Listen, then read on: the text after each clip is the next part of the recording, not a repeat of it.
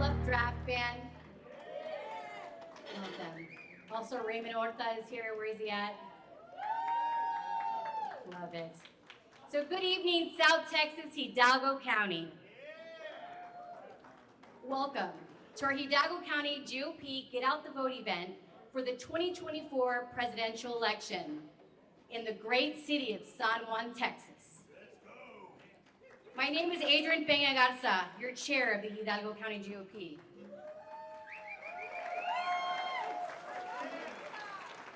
On behalf of our organization, we'd like to welcome all of you. We'd also like to take a brief moment to thank our volunteers. I know because I've been a volunteer for most of my life. It's a labor of love. Another thank you to our Get Out the Vote committee members. Please raise your hand and be recognized. Get Out the Vote committee, thank you. Thank you for your service. Again, it's a labor of love. Another warm welcome and thank you to our sponsors, not just for believing in us, but for investing in us. We wouldn't be here without you. And I mean that literally. If you were invited here today and you were gifted a ticket, please look at your QR code on your table and kindly consider making a donation, which is an investment in this organization.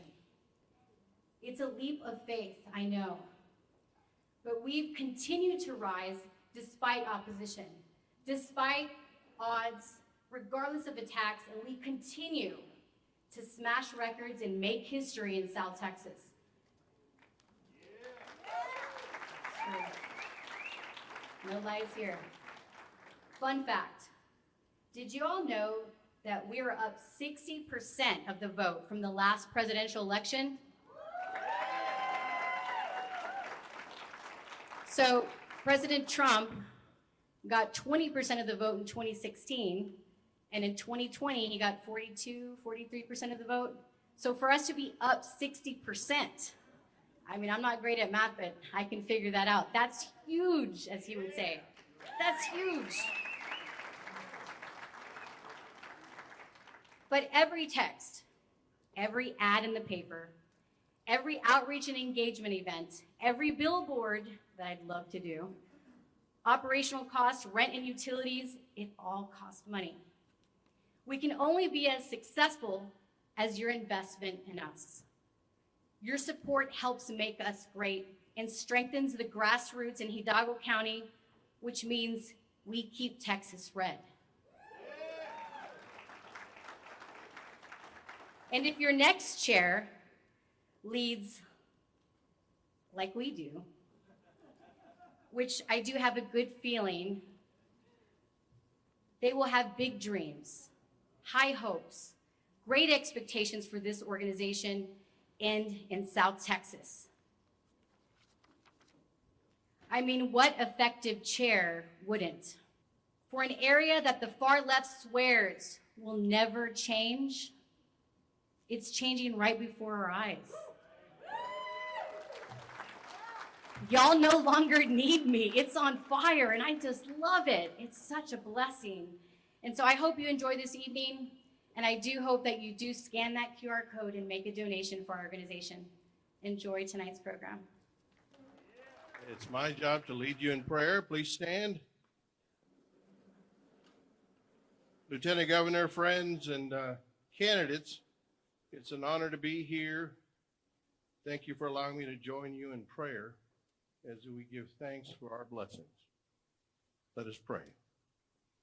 Lord, we welcome you amongst us today and celebrate the gift of life you have lavished upon each of us. God, I pray that you would bless our leaders with divine wisdom so that they can make decisions with understanding and humility.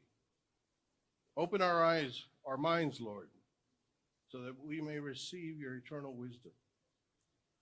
Open our spirits so that we may know your guidance.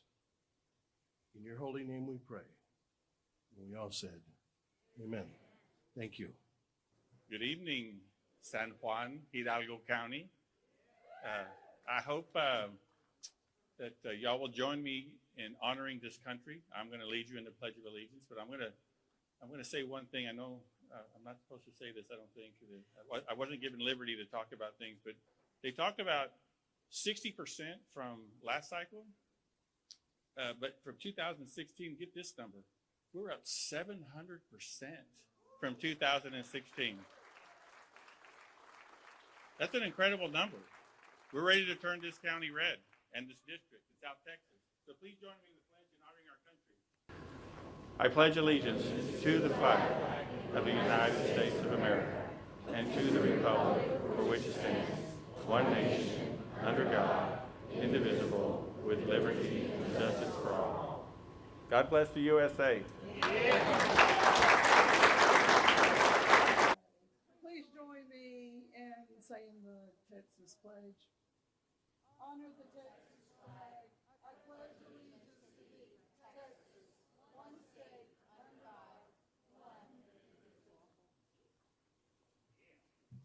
Thank you all. It was an honor. I apologize that we did not have the flag ready. Oh, please sit, because I have a microphone, and that's a dangerous combination sometimes, because I do like to speak. For those that do not know me, my name is Melissa Nur, and I am your SREC committee woman for SD 20. I am honored and humbled to serve you and to represent you at the state level. Thank you for that. Adrian gave me a few minutes, and I promise I'll just take a few minutes. Y'all can pull me off the stage at any point. If you have been to the last two GOP meetings in Hidalgo County, you know what I'm going to say. The first thing, I have two things that I'm going to ask everyone in this room to do tonight.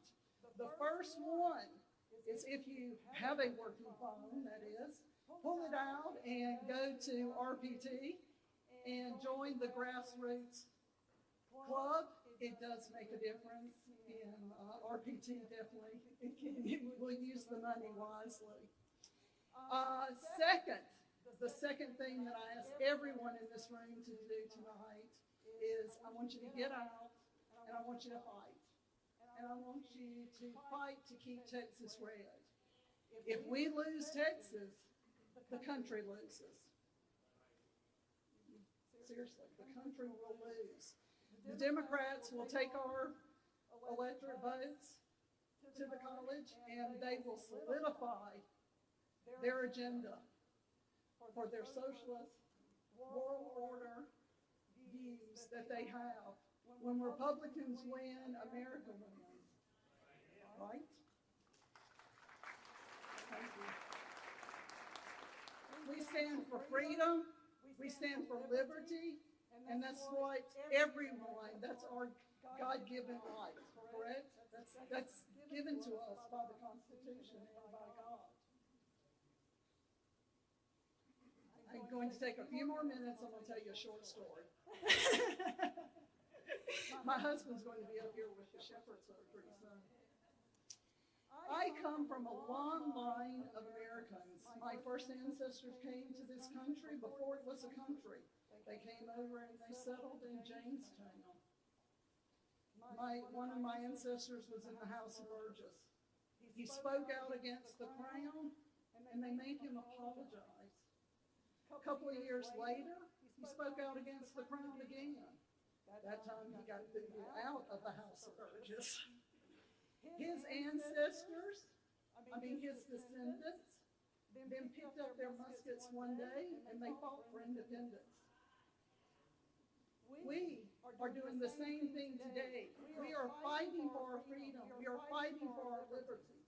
So please do not take your vote for granted, and don't let anyone take it away from you. They will only take it away from our cold, dead hands. So with that, what are your two things you're doing? What's the first one? We're going to RPT and we're joining the grassroots club, right? And what's number two? We are fighting to preserve our liberties. Good evening. My name is Robert Gandu, and I am the parliamentarian and bylaw committee chair of the Hidalgo County Republican Party. And for those of y'all that don't know, I'm running for chair of the Hidalgo County Republican Party.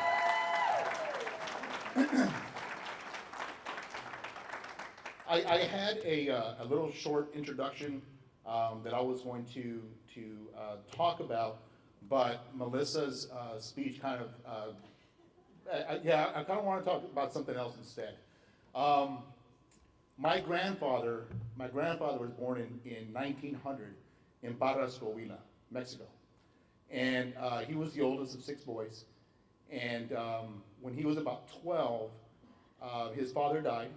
And when he was about 14, he started fighting with Pancho Villa in the Mexican Revolution around 1914, 15, 16 area, against a very, very oppressive Mexican government, President Porfirio Diaz back then. And when he was 15 years old, in December of 1915, he and some of the men that he was with were captured by the Mexican army, and they were sentenced to be executed for treason. And the night before the execution, one of the Mexican officers recognized my grandfather. He was from that area, from Barras, Coahuila, and he took him out of his cell and said, "Look, you're just a kid. You shouldn't be here. I know who you are. I know your family. Go home." So my grandfather was able to go home, and a couple years later came to the United States, settled in McAllen, in about 1918, 1919 area. Married my grandmother, started a family, had my uncles and my mom. And my grandfather loved this country very much, because he would say, this country gave me something that I could not ever achieve in the United States of America. And that influenced my thinking, and that's why I've always been a conservative, because of that fear of how big an oppressive government can be. So the reason I'm running is because, we cannot let this country become the country that my grandfather grew up in. We can't have that for our kids, and we can't have that for our grandkids. So that's my introduction. So let me introduce our speaker.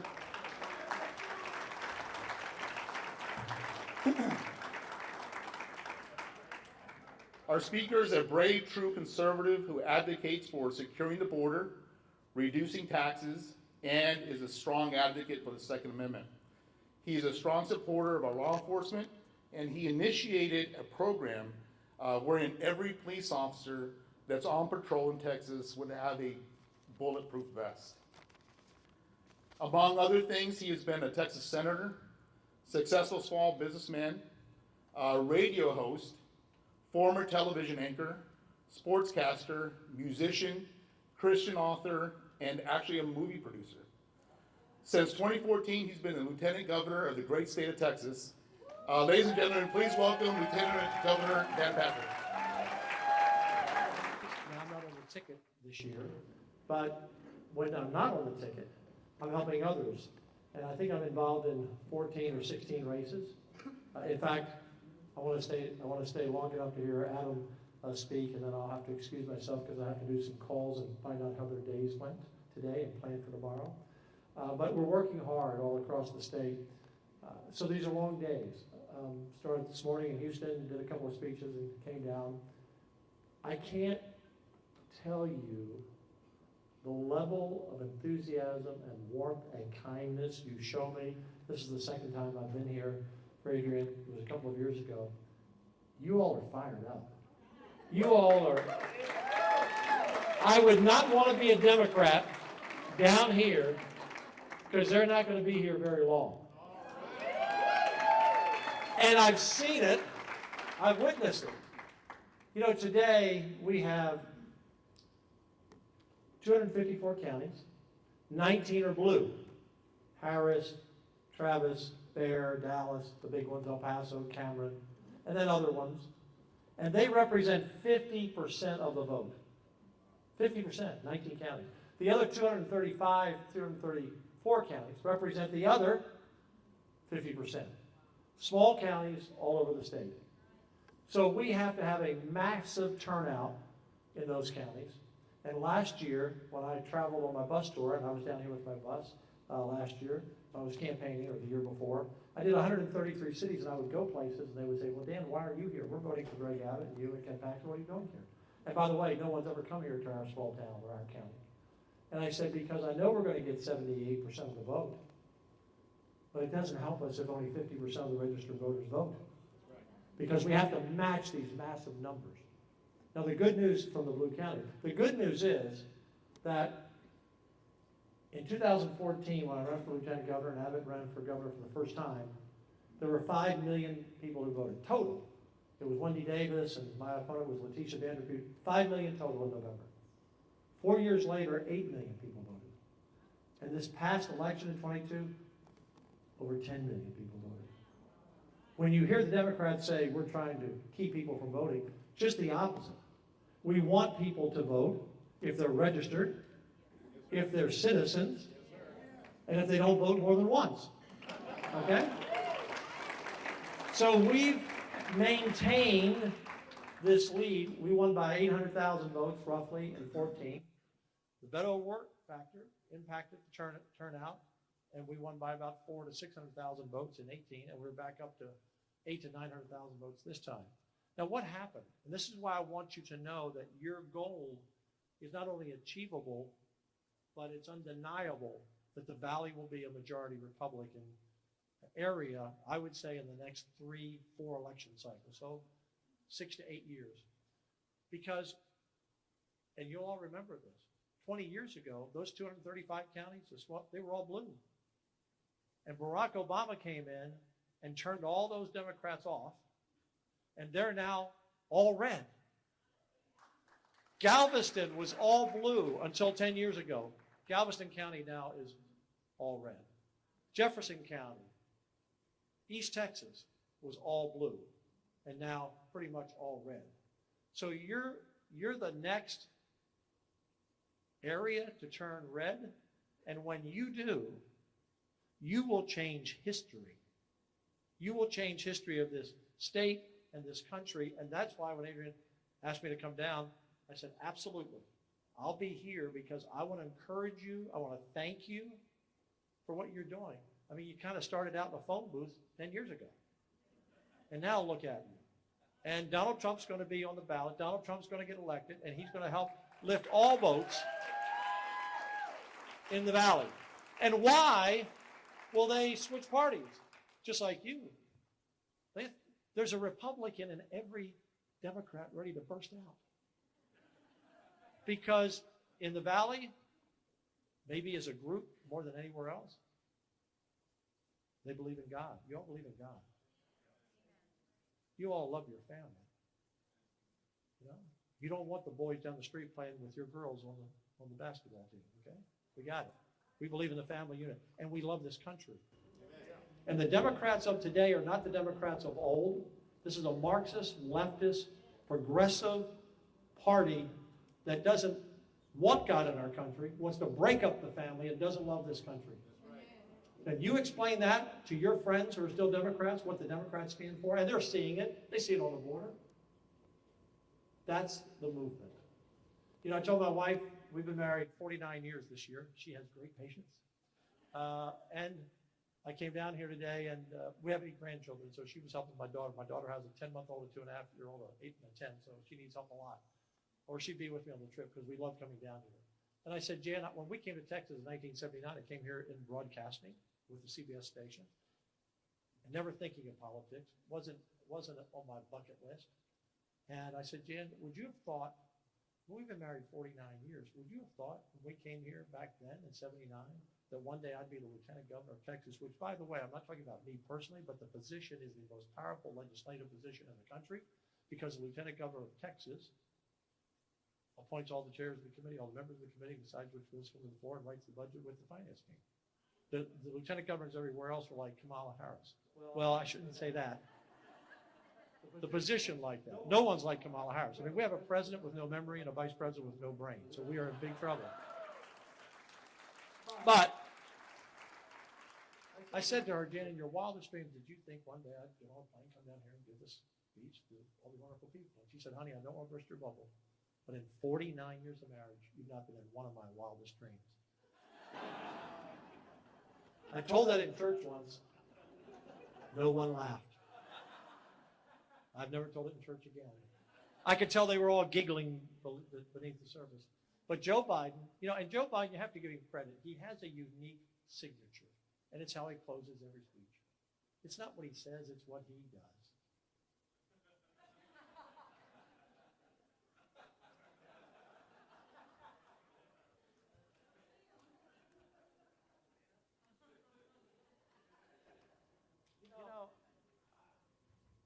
When he came out to do that press conference 2 weeks ago after he said he was well-meaning, but couldn't even remember when he was vice president, he's trying to convince people he's sharp.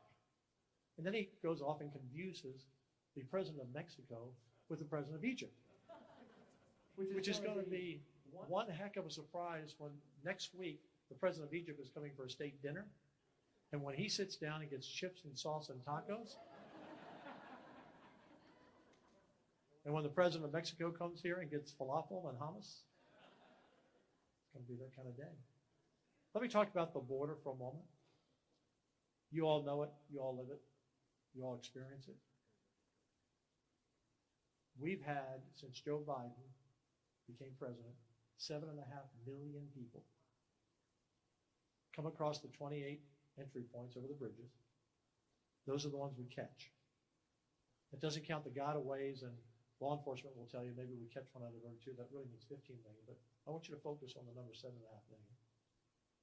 To put that in perspective, World War II, we had 16 million soldiers fighting for our country. 300,000 are still alive. My dad fought in World War II in the Pacific. I lost him, but he was a great veteran. 300,000. The Korean War, there were about 5 million who fought, and we have about 1.2 million from the Korean War. So 1.2 million plus 300,000 is 1.5. And from Vietnam, we had about 6.5 million that are still with us. 6 million out of the 8 million who fought. So how much is 6 million and 1.5 million? It's 7.5 million. Joe Biden has allowed drug runners, gang members, terrorists, murderers, child sex offenders, rapists to cross this border. 14,000 Chinese nationals in the last 2 months. So as many people have crossed this border as we have veterans in this country from those 3 wars. That's how big it is. The people who have crossed the border, just the 7.5 million, if it were a state and you put them all in one spot, it would be the 8th largest state in the country. This is a risk to our country like we've never experienced. Do you think those 18 to 40-year-old people from China coming in here, do you think they're here for a job? Do you think the people here from Lebanon or Turkey or Afghanistan or Russia are here for a job? How did they get here to begin with? How do you get here from China without permission of the government? How do you get here from Russia to our border? So we're doing all we can in Texas. We're spending $4 billion of your money that we should not have to spend, but that's what we do. We're having success. I was down on the border 3 weeks ago. Remember when the Supreme Court said they could cut the wire? Well, Greg Abbott was in India for 10 days, and when he's gone, I'm the acting governor. Now, here's the good news. For the House members here and the senators, we all make $600 a month. We are a citizen legislature, even though we work 60 and 70-hour weeks. $600 a month, but when Greg Abbott is out of the state, I get his pay. So I go from $20 a day to $421 a day. So while he was gone for 10 days, I made $4 grand. But on that Thursday, I wanted him to stay another week. But, he's been rumored, maybe he's on the vice presidential list with a few people. I'm all for it because he'll be gone. I'll make 70, 80 grand this year if he's vice president. But that Thursday night, the Biden administration said they're going to come down and cut the wire. And I thought, where would I be if I were the full-time governor? I'd be there at that park. And so I went down to back up the troops, to thank them. We didn't know a confrontation with the federal government. We're going to square off with their people, and they're going to square off with our people. And they backed down. But had they cut the wire, we're going to put it back together right away. I'd have followed them all. I told them, we have more wire than you have wire cutters. So they didn't come. And why would they want to come? Because at that state park, in November, 3,000 to 4,000 people a day were crossing the border illegally. And when we took it over, less than 10 a day. 3,000 to 4,000 to 10. We can secure the border. Joe Biden needs to get out of the way. And when Donald Trump becomes president in November and the inauguration in January, that border will be shut down in a week. There won't be anyone crossing that border. I know the president well. I'm proud to be his chair again for the third time. We've been working together now for 9 years. I talked to him this week. We talk about every week. He's on fire to close the border. He's on fire to stop boys from playing girls' sports. He's on fire to get rid of an electric vehicle in everyone's garage. You know how he summed it up? They said, Mr. President, what do you think about electric vehicles?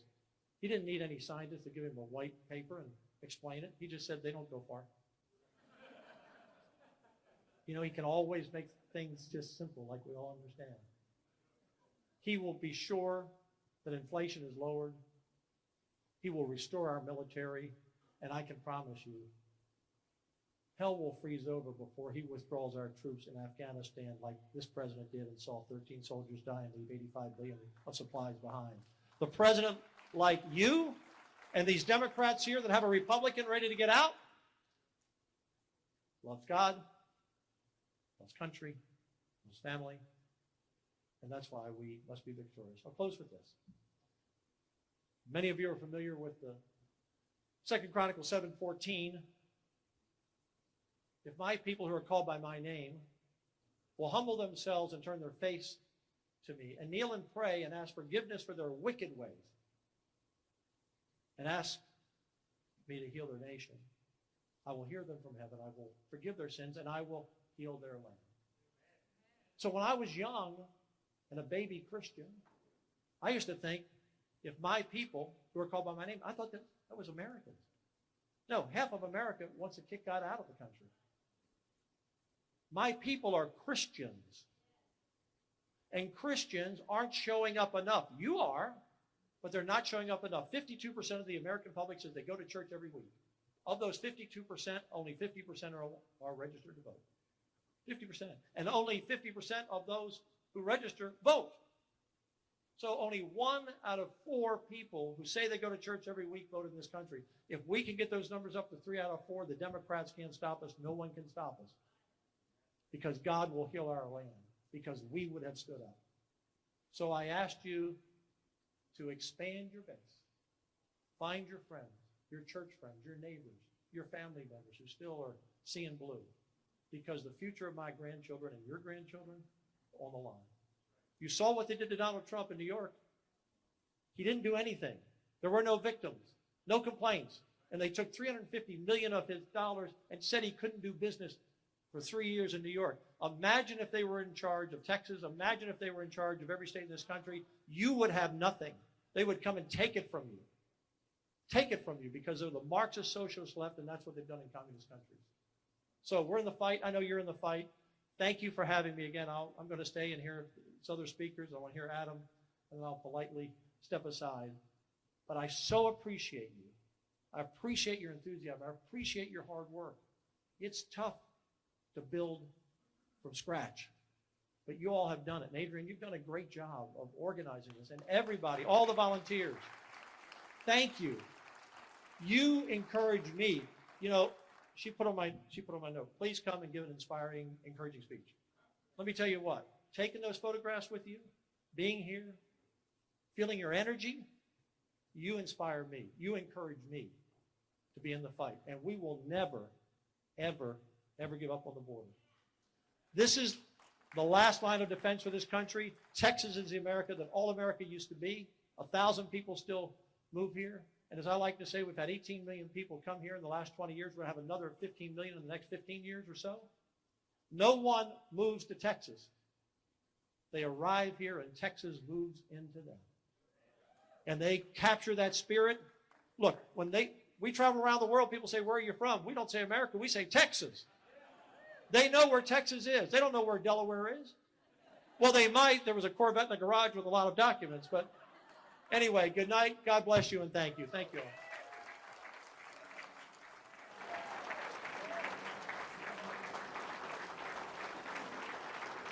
Good evening, everyone. I think most people who are here this evening know who I am because I've been around for a long, long time. My name is Hilda Garza Dichezo, and I am the secretary of the Hidalgo County GOP.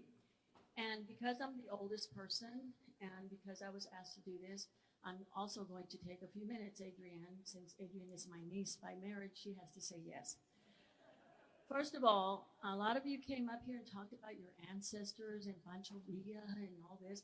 I don't talk about my ancestors, and I don't want a DNA because I do not want to find out that I was probably from a blood-sacrificing Aztec tribe in Mexico.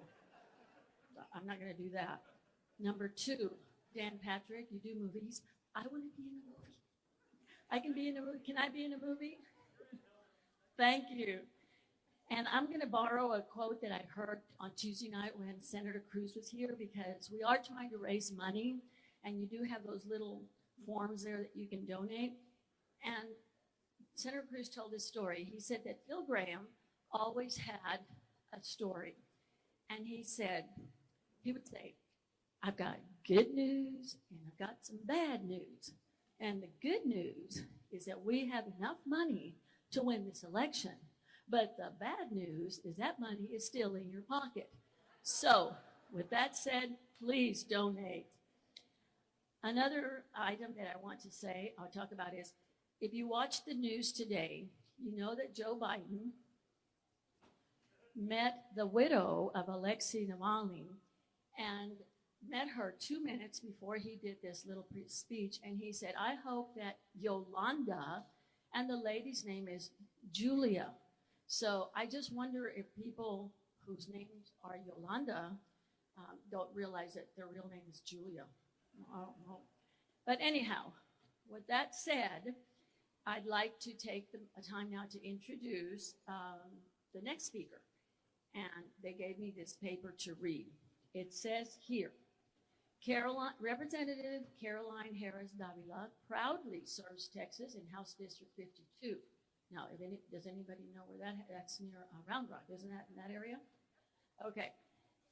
She was born and raised in Round Rock. Caroline is a lifelong Texan who understands and champions Texas values. And for that, we thank you, Caroline.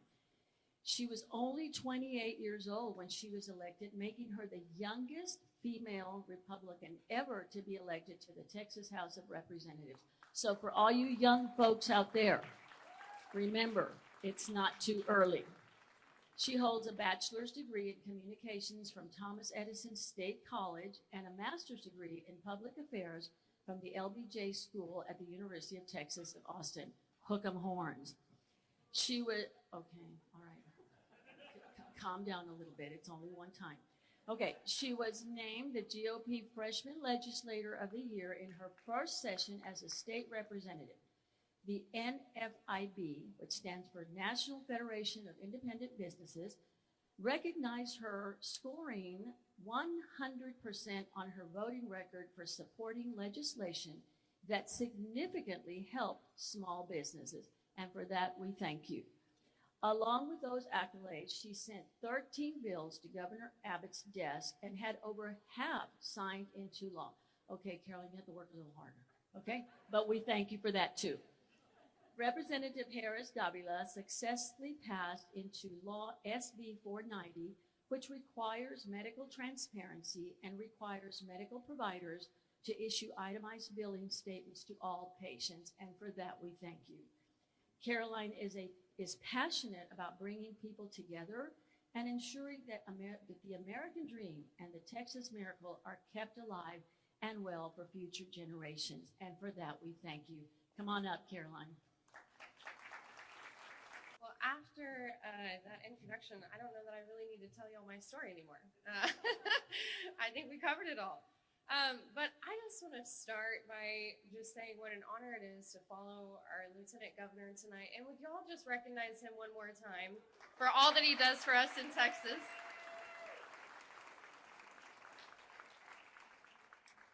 I don't know about y'all, but I have had the honor of traveling to a lot of other states, and I can safely say we have the best Lieutenant Governor of the whole nation. So thank you, Lieutenant Governor, for your service. I appreciate that. I am State Representative Caroline Harris Davila. Hopefully I pronounced the last name right.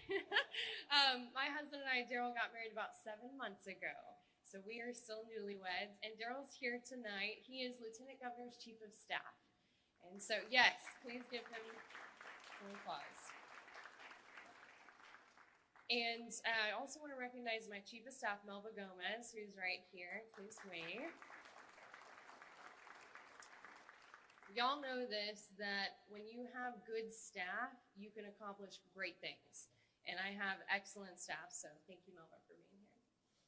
I just want to share with y'all tonight a little bit about my story, how I became state representative at the age of 28, and just why I feel the need to share that with y'all. I am so excited to be here. This is my 3rd time to be in the McAllen area, and y'all are so warm and friendly, as Lieutenant Governor said, so thank you for having me. I grew up in Round Rock, Texas. How many of y'all have been to Round Rock? Okay, awesome. All right. So I grew up there. I grew up with 10 siblings. Anybody else have a big family? Okay, well, I tell people I'm the middle child. So I tell people that I had to run for office just to get some attention, which is, of course, a joke. My dad was a pastor in Round Rock, and so I grew up serving. I grew up knocking on doors, inviting people to church, teaching Vacation Bible School. I really grew up a big part of the community. And I never thought I'd run for office. But I got my bachelor's degree in communications, and I came back to Round Rock, and I was offered a job at the Capitol. And this was fall of 2014, and I said yes, because I love Texas history, and I started working for then State Representative Brian Hughes. He is now a state senator, and he serves in East Texas. And so I worked for him for 2 years in the House, and then when he won his election for the Senate, I went over to the Senate and worked for him there for 6 years. And during that time, I got my master's in public affairs from the University of Texas. I know I won't do the hook'em, but I did want to get more involved in policy. I wanted to get involved in the creative problem-solving process in the Capitol. Again, no plans to run for office, even though I worked there. And one day, that all changed. I don't know if y'all remember when the Democrats fled the state to D.C. I think we all remember that. And it was over our election integrity bill, and they went to D.C., camped out there. My own state representative was a Democrat, James Tallarico, and one day I was sitting in the office, and they had been there, I think, a week or two, and he went on Fox News and told the person on Fox News he thought we should have no form of voter ID in Texas. None. At all. In matter of fact, he said we should get rid of all the laws that we have on voter ID in Texas. And I do not have to tell y'all that with the millions of people pouring over our border, what a disaster it would be for our elections to not have any form of voter ID. And so that really made me mad. I had a moment I'm sure a lot of you have had before. I said, somebody needs to do something. And the people around me looked at me and said, you know what, you need to do something. And so I talked to my family, I prayed about it, and I really felt like the Lord was calling me to serve. And so I decided to run against this liberal, far-left Democrat. And so I announced a run. I was 27 years old at the time. And he actually moved to run in a different district. I scared him off. He moved to run in Austin, which, as y'all know, is a lot more far left than Round Rock, especially here. And so I started my campaign at 27 years old, and I had a very contested primary. It was me and 3 men. I came in 2nd place in that primary, went on to a runoff, and I won that runoff election by 108 votes. It was very tight. And I went on to win the general election. I got more votes in that general election than the governor, than our lieutenant governor. I think I'm just a little more cute than him. I think that's why. But I was very successful in the general election. And then I started my first session as a freshman. And as a freshman, they sit you down at the beginning of session. They tell you, okay, if you get one bill passed this session, you'll be doing great. That'll be a huge accomplishment. And so I kind of took that as a challenge. And because I have a lot of energy and a great team, we were able to get 13 bills passed my first session.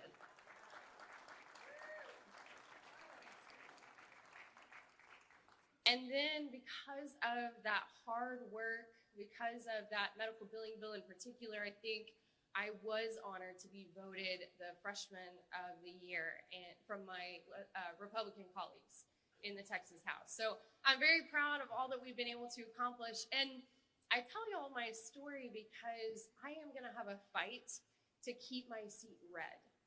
It is already trending blue because I am one of the closest Republican districts to Austin.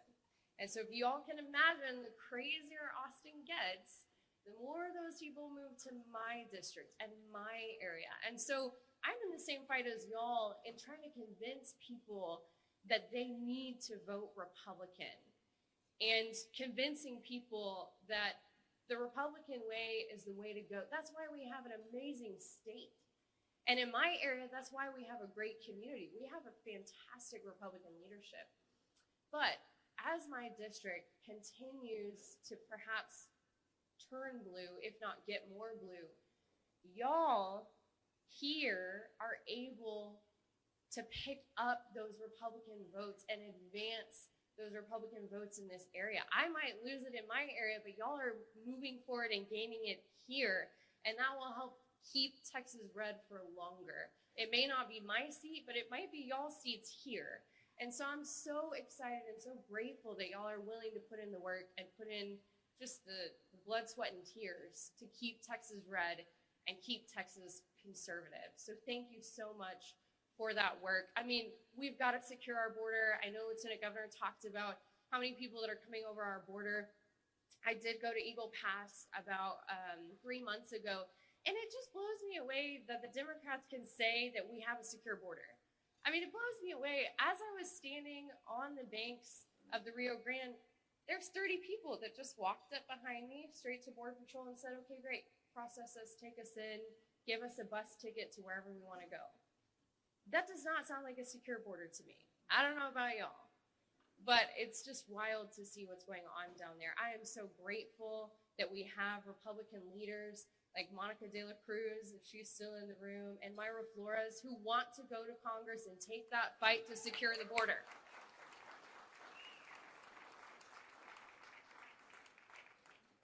I'm so proud of the work that they're doing and continuing to do and the work that y'all do here. We also need to protect our children. I don't think I need to tell y'all that the left is coming for our kids.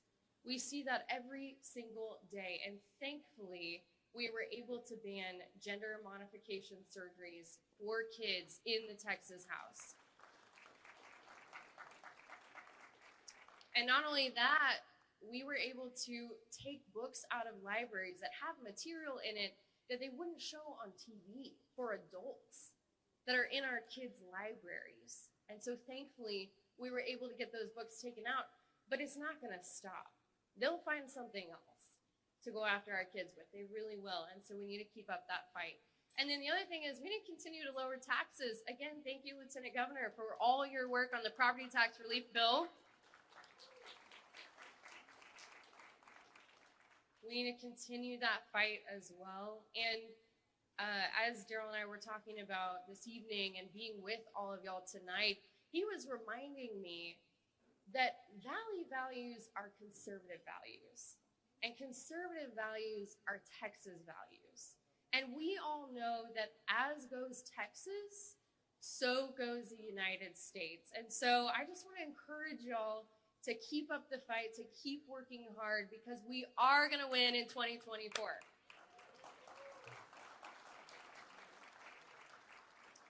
And not only that, because of all of y'all's work here in the Valley, we're going to keep winning. It might take a couple more years, but it will happen. And being here with y'all tonight has really gotten me fired up. I am ready to go home and knock even more doors, put even more campaign signs together, and just continue to spread the message of being a Republican, being a conservative, what that looks like, and fighting for that in our state and in our country. So thank you so much for all that y'all do, and thank you so much for having me. I really appreciate it. Thank you.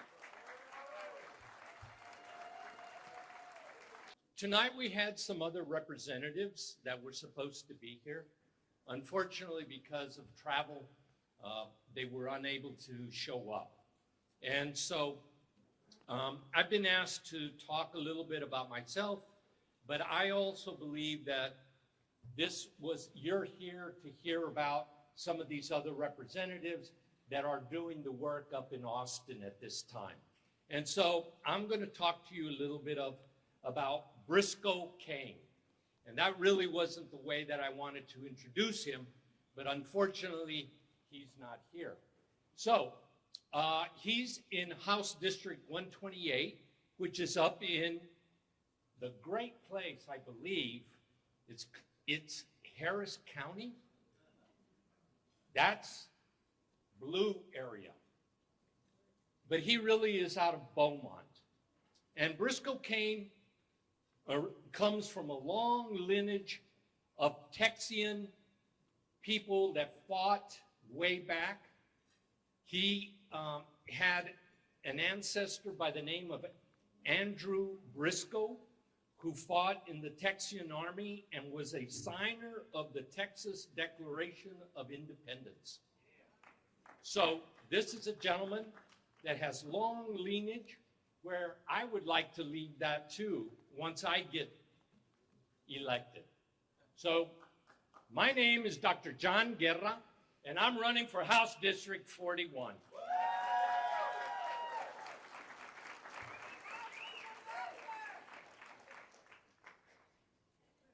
Thank you. So I'm running for House District 41. I'm a small business person. I've been a physician for more than 34 years. I've delivered almost 3,500 babies right here in Hidalgo County. And I now am retired because I decided that after a long time of working in the hospital, that they say that most doctors that are OB-GYNs end up dying early. And so I wanted to do something else, and I want to do that, and I want to represent Hidalgo County as the first House rep that is red. And I continue to fight for this. We don't have any representatives in Hidalgo County that is red. They've been there for 20 years. And just today at the polls, I sat down with one of my best friends. We went to Pan Am. That's UTRGV now. But we went to Pan Am. We were fraternity brothers, and he is as blue could be. And I sat with him for a whole hour trying and listening, like I did with my patients, to find out what this whole thing is about, that they think that they know better.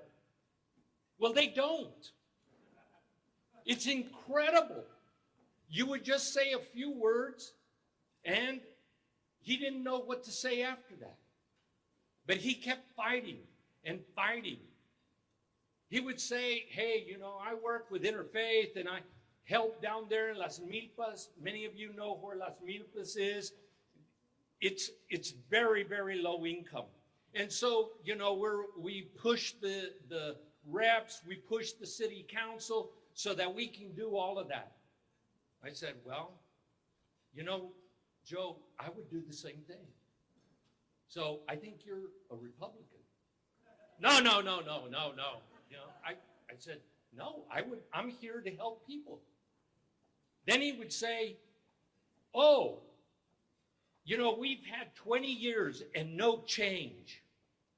And I said, okay, Joe, well, that's because the Democrats have been here for 20 years. why don't you give me a chance? Let me go up there and represent you. And then if I don't do what I say that I will do, then I'll leave myself. Because I am the type of person that when there is a job, I get into the job and I'm going to do the job. Just like I was trained to be a surgeon, I start the surgery, I have to end the surgery. And that was my attitude. And that is my attitude from this day on, to try to represent everybody in Hidalgo County, but even more in the Rio Grande Valley.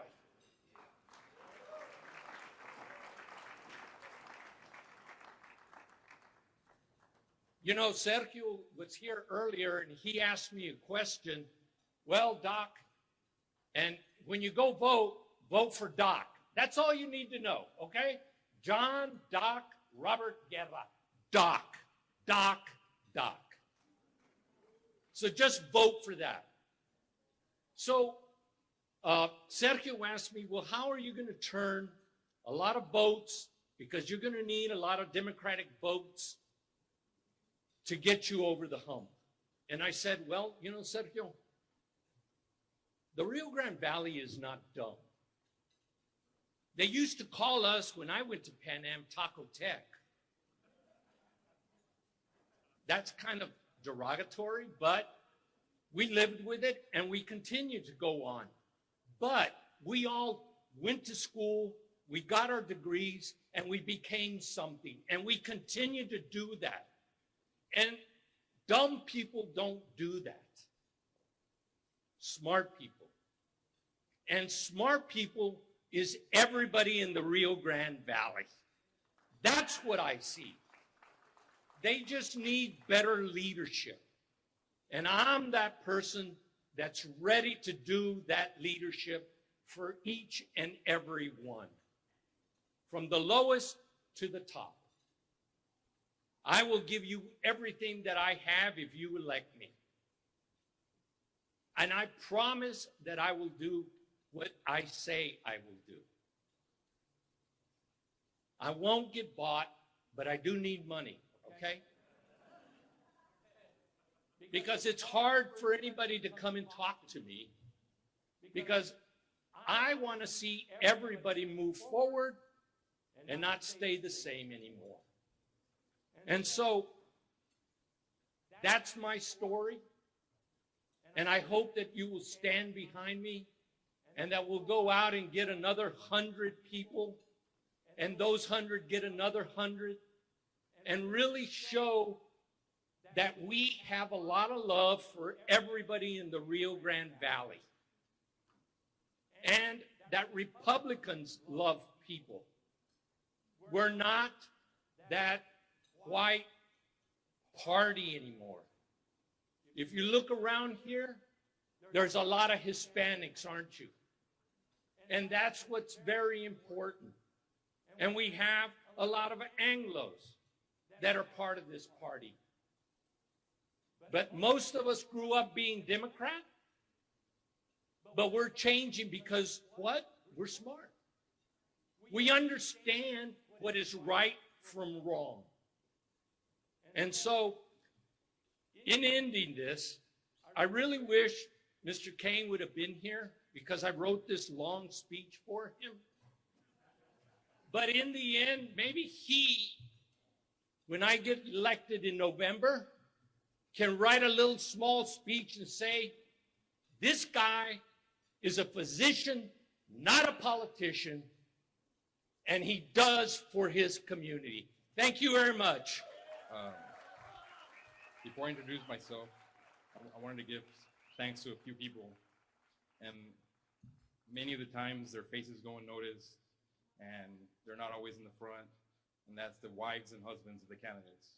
Because I know what my wife does and everything she does behind closed doors and where nobody can see it. So I would like to, recognize them. So if the husbands and wives of candidates could stand up so we can give you an applause.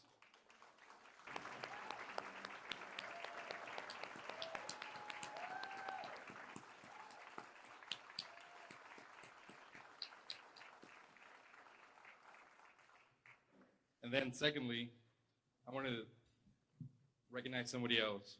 Back in 2022, when I first ran, Gary Groves joined our campaign team, and so did Debbie.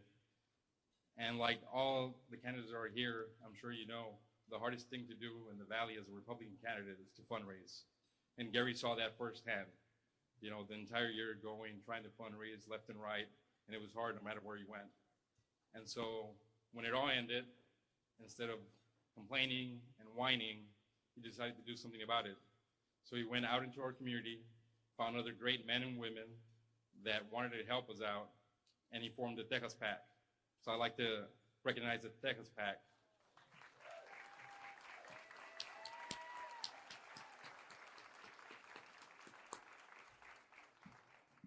Okay, now for my introduction. Here we go. Good evening, everyone. My name is Jimmy Garcia. I'm your Republican nominee for Texas House District 39. I'm running to flip House District 39 from a candidate who's been there for 20 years. He's a Democrat. He has a laundry list of corruptions that he's been doing. That needs to change. I'm running to be your voice, and if you ask how I can do that, that's by focusing on our key conservative values. That means pushing for stronger border security and doubling down on the actions that Governor Abbott has done with Operation Lone Star. We have seen how effective our governor's actions have been. Just look at Eagle Pass. Governor Abbott stood up to the federal government with the razor wire and taking over patrol, and now the border crossing is at an all-time low. Governor Abbott needs more Republicans elected to serve in Austin to support his policies, and that's why I'm running. Another thing I would advocate for when I am in Austin is that we are the majority party. We should control all committees. We have gone for way too long allowing Democrats to lead meaningful committees in the name of bipartisanship.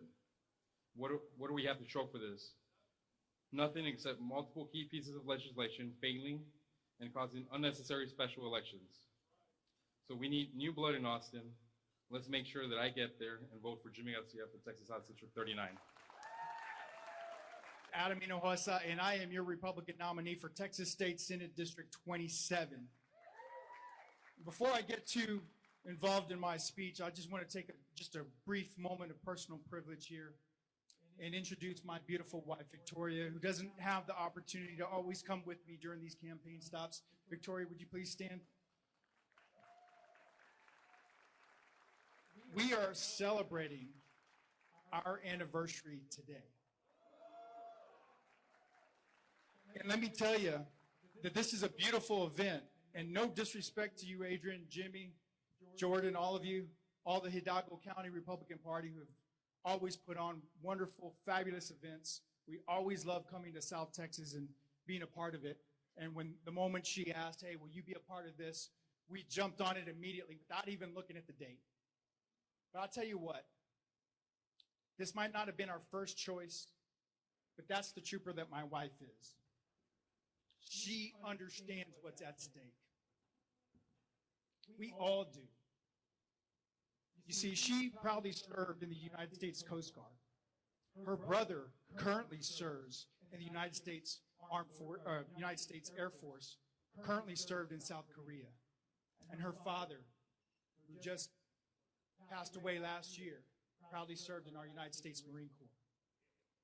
So come not only on behalf of her family who has served, on behalf of my grandfather, who proudly served in World War II, and all the veterans and all the current military who have served. The stakes are extremely high, not only to hold and keep the sovereignty of our nation, of what they fought so hard to defend, but to take care of them, to take the mantle for those of us who didn't serve, to now stand up for service. And that's why, part of why I'm doing what I'm doing. But you see, we understand because we have 4 beautiful children, ages 3 to 16. The 3 older children are in public schools. So as parents, we understand what's at stake for our children. We have multiple small businesses in Corpus Christi where we live, along with my 2 brothers who are my business partners. So we understand the importance of protecting our economies and making sure that we're thriving as businesses and that all of us can do more than just make ends meet, but we can go and we can support our local businesses and small businesses and keep the economy going. And as a former graduate of the police academy myself, I understand public safety. And I know what it means when now more than ever we have a heightened alert because of our open border. What we must do to ensure that we are all safe and secure. And as Rep. Harris Davila eloquently noted, we absolutely have the best lieutenant governor in the entire United States. And if it weren't for his support and the hard work of our Texas Senate and the leadership of Rep. Harris Davila and many other strong conservatives in the House who passed wonderful legislation this last legislative session to help in moving a lot of these conservative issues forward, we'd have a lot more to worry about. So why is Texas Senate District 27 so important? Why add yet another conservative, pro-God, pro-life, pro-business, pro-family, America First patriot to the Texas Senate? Well, I'll tell you exactly why. Because we need representation for our South Texas values.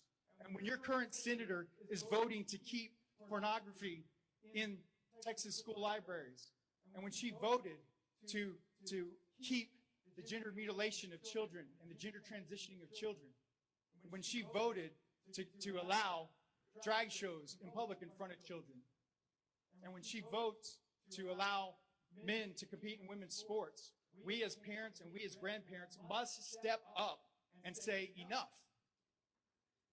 And when she votes not to help reduce our windstorm insurance rates, and when she voted not to permit another natural gas plant from coming and helping ensure up our energy independence and create more high-paying jobs, we as small business people, we as a community who want better economic prosperity, we must stand up.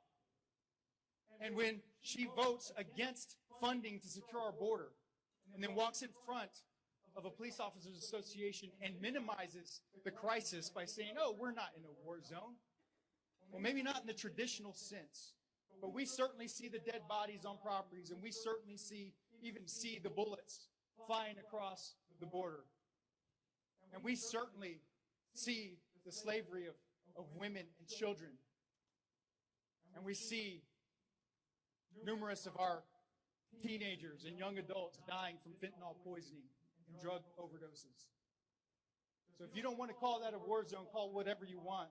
But by you not stepping up, you're complicit in that tragedy. We have to put a stop to it. So that's why it's so important that we add yet another state senator in District 27. Texas is in the forefront of this border crisis, and we in the Rio Grande Valley are on ground zero. And we have to do something to support and champion for our much-needed resources here in South Texas. So the stakes are high. We know that. And I want to thank you because last time in 2022, you entrusted me to be your nominee. And the former Republican nominee who ran in Texas 27 lost by close to 30,000 votes. But out of over 185,000 votes that were cast in 2022, we fell short by 567 votes, less than 1/3%. If I had convinced 300 people to vote for me instead of my opponent, I'd be standing here as your state senator. That's how close we got. And that's an amazing feat from where we've come. So while I don't have an opponent in the primary, I'm here tonight to encourage all of you to get out and vote. March 5th, get out and vote. In fact, even before March 5th, get out and vote. Take 10 of your friends to get out and vote.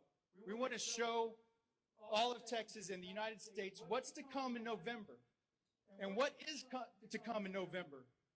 Well, we're going to ensure that up and down the ballot, from our school boards up to our United States House and Senate, that we are going to elect all of our America First patriots, our conservative base, and we're going to fill that ballot with all of our great conservative fighters. And finally, after almost 4 years of chaos, we get our president, Donald J. Trump, back in the White House to help us clear up this mess. So thank you once again for entrusting me to be your nominee this go round. I won't let you down this time. And thank you, Governor, for being here and helping us and never letting us down in South Texas and coming down to fight for us.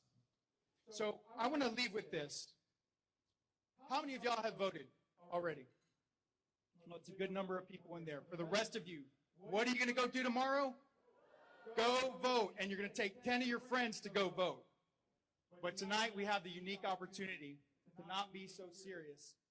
We as conservatives can let loose, let our hair down for those of us who still have hair.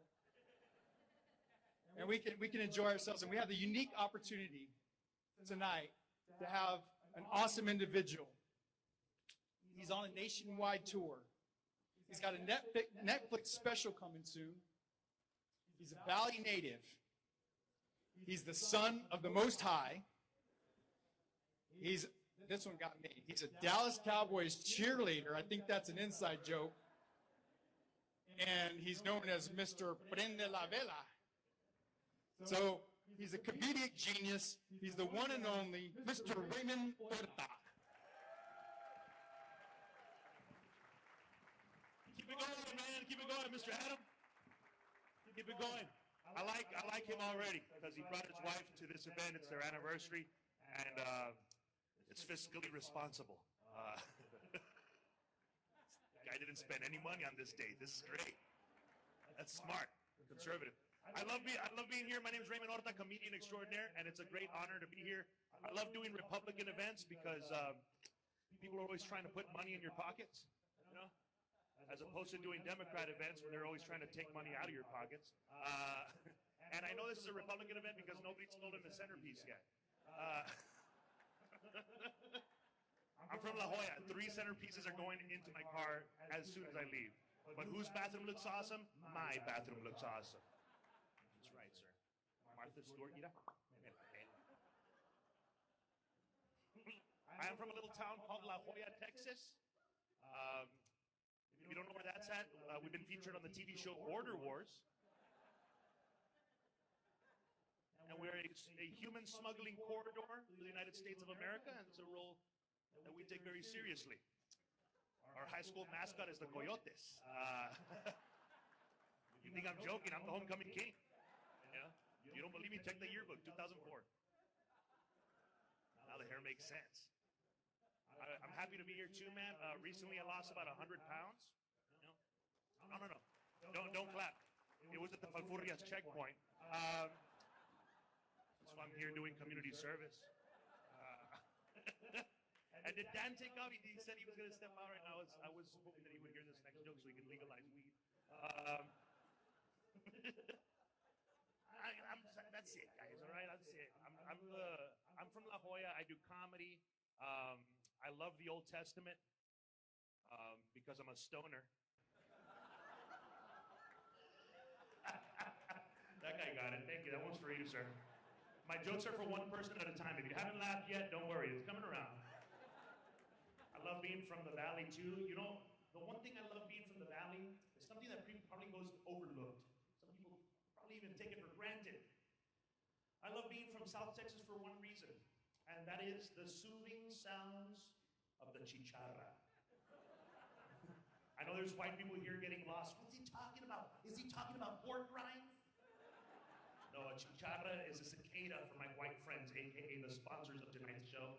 I don't want you guys getting lost in the translation. In case there's any black people here, it's a locust. You don't have to worry. There's no black conservatives in the Valley. It's like there's one guy. He's working outside. He's conservative, but he's just working right now. I love it.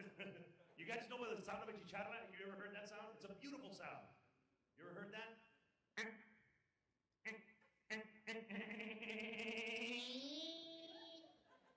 I love that sound.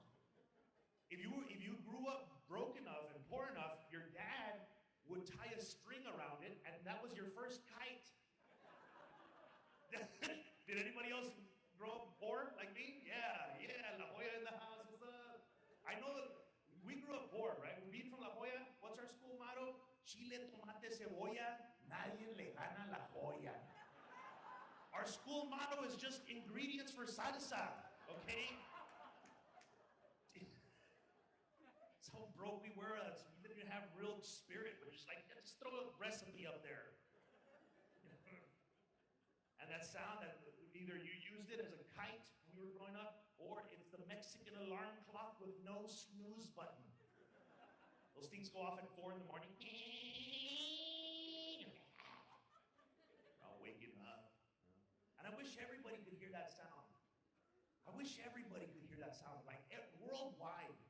And did you guys know that the chicharras are only predominant here in the Southwest? And interesting fact, there's 2 species of cicadas. There's one that comes out every 13 years and one that comes out every 17 years. And this year, 2024, is the first year that both species of cicadas are coming out and mating in unison. Yes, something that only happens every 221 years, porque 17 and 13 are prime number. Más para que sepas. La joya education, you know what I'm saying? And I love that sound. I wish everybody could hear it. I think the only thing that could really go worldwide and take that sound worldwide is if we were to put it subliminally into techno music. You ever seen those festivals? They're like tens of thousands of people. They're all partying. Imagine just throwing the soothing sound of a chicharra into one of those songs. It would be beautiful. You imagine some dude named Hans in Switzerland going to a festival. Come on, let us go to the festival. Let us go and have a good time. They're out there unsuspecting, just having a great time. They're listening to music. It's like,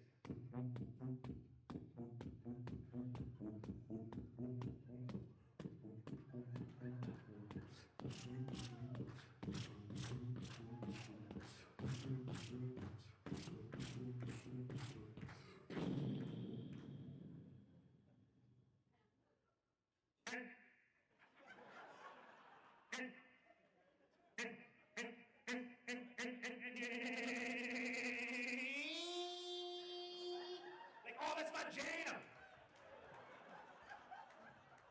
No me toques, güey, ando rolling, no me toques. And I know there's a few of you not laughing at that joke. And you're looking at everyone else laughing, having a good time, and you to yourself are thinking, having an internal monologue in your frontal lobe, saying, why? Why are these people laughing? That joke was stupid. And that's the people that I wanted to target. Yeah, because no matter how hard you try, the next time you hear chicharras, you're gonna think about me. And what is that? Smart marketing, my friends. Yes. You're gonna be outside with a friend of yours that probably didn't even come to the show. And you're gonna hear chicharras coming out to mate. And you're like, did you hear that? Did you hear that? Hear what? Hold still thy tongue. There. And you're gonna have a chicharra laugh. It's the dumbest joke ever. I love being from La Jolla too, mainly because, well, human smuggling is still looked upon as a profitable occupation out there. And these are jokes, people. I'm not a human smuggler, I'm just joking. They're looking like, oh, we should stop him. I don't have the patience. I'm happy to be from South Texas too. And when he was right. Somebody said earlier, when you tell somebody that you're from Texas, people freak out, you know? Especially when you're out of state, whoa, it's awesome. You know, when I tell people from California, as soon as we walk in there, I'm wearing pearl snaps. They know what's up. They know something's different. They're like, hey, you guys aren't from around here. And I say, no, sir. I'm from Texas. They're like, oh, whoa. Hey, careful with all that genital density.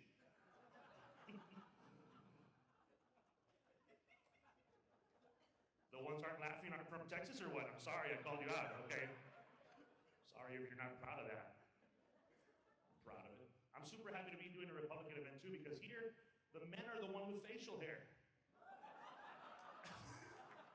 I've done many Democrat events where the women are the ones with mustaches. Oh, come on, laugh at that. Don't you hold it in. All of a sudden, they're all conservative. Oh, I shouldn't laugh at that. The angry pronoun will be mad at me. I had an experience with one of those angry pronouns because I got this mullet.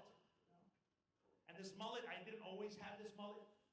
I had an afro before, nice Jewish fro supporting Israel. And I had to cut it because a friend of mine's a fishing captain, and he told me that we wanted a good day of fishing. All we needed was a fresh cut mullet. I said, say less. So I showed up to the dock with my mullet, and he's like, dude, where's the fish? I'm like, what are you talking about? The bait. There's a bait fish called mullet. I'm like, I thought you were talking about this fresh haircut, friend. And he says, well, it's not what I was talking about, but I'm glad you got it because that afro was getting in your face all the time. And you know what? He told me the most amazing compliment. He said, you know, that mullet looks good on you, bro. It makes you look like an 80s wrestler. And I was like, oh, yeah.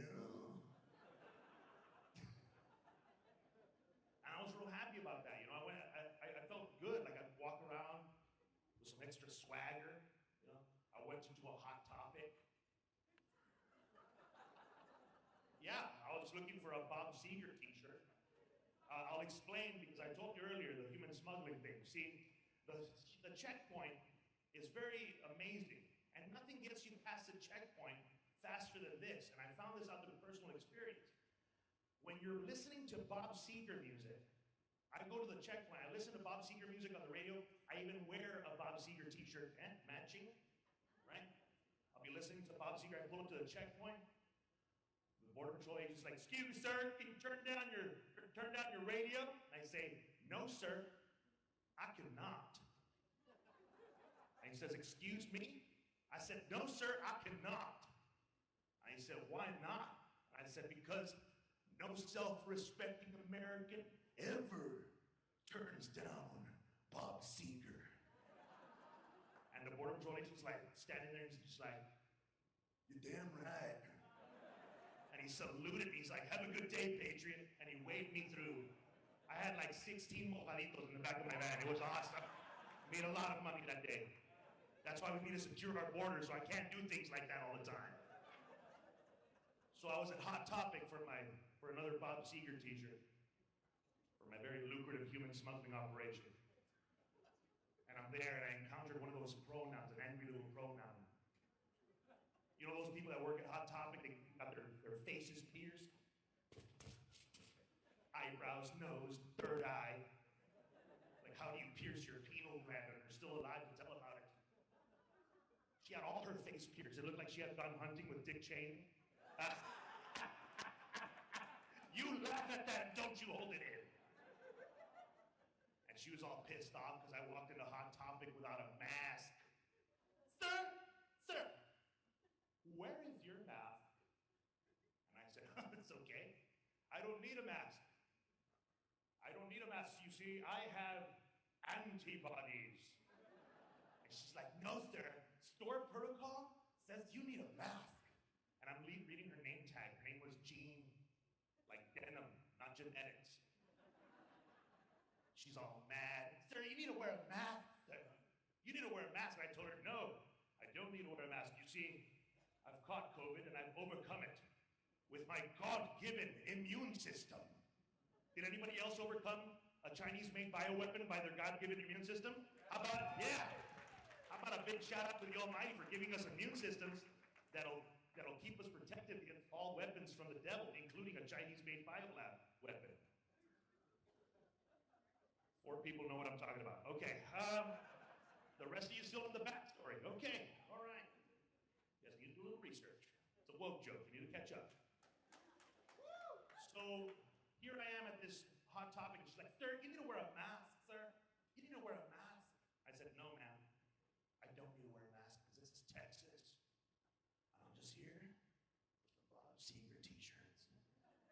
And she's like, don't you know what coronavirus could do to your cells? Don't you know that you could die because you're not wearing a stupid mask, sir? And finally that 80s wrestler came out of me. You know? I was like, listen here, Mean Gene. I'm gonna have a meeting with the Undertaker. But it ain't gonna be tomorrow. And it ain't gonna be next week. It's gonna be for the WWE title at WrestleMania. It's the Hell in the Cell, me and him. And she's just like, what the hell are you talking about? The Bob Seger shirts are over there, sir. I'm like, thank you.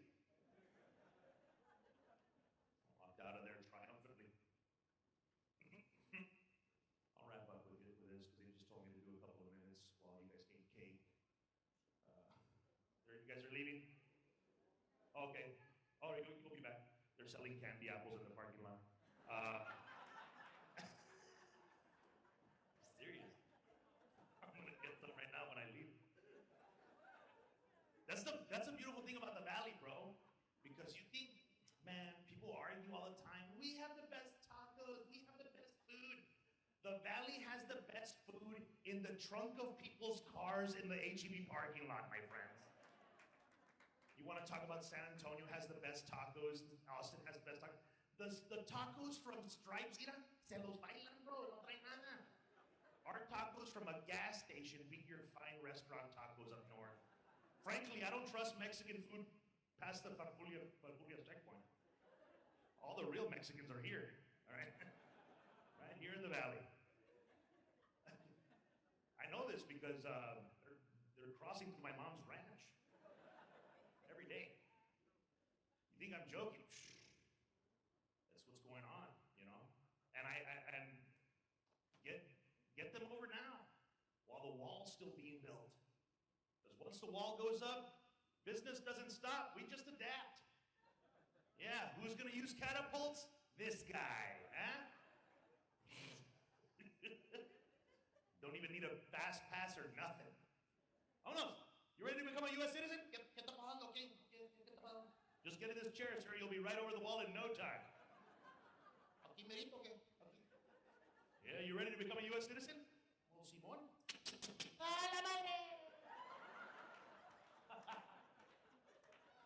Next.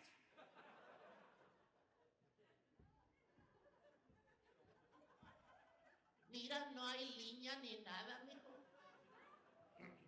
Are you ready to become a U.S. citizen, ma'am? Sí, mijo. Just go ahead and take a seat right there. ¿Así? Are you ready, ma'am? You're about to achieve the American dream. ¡Ah, la madre! Sounds like another satisfied customer.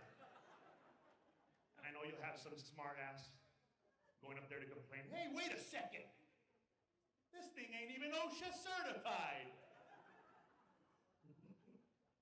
And I'm super happy to be from the Valley too. Like recently, there was a guy that was crossing the ranch and asking me for a job.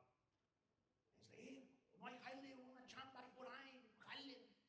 I said, what are you looking for, bro? He's like, hombre, estoy buscando el sueño americano, the American dream. I said, well, you're in luck, my friend.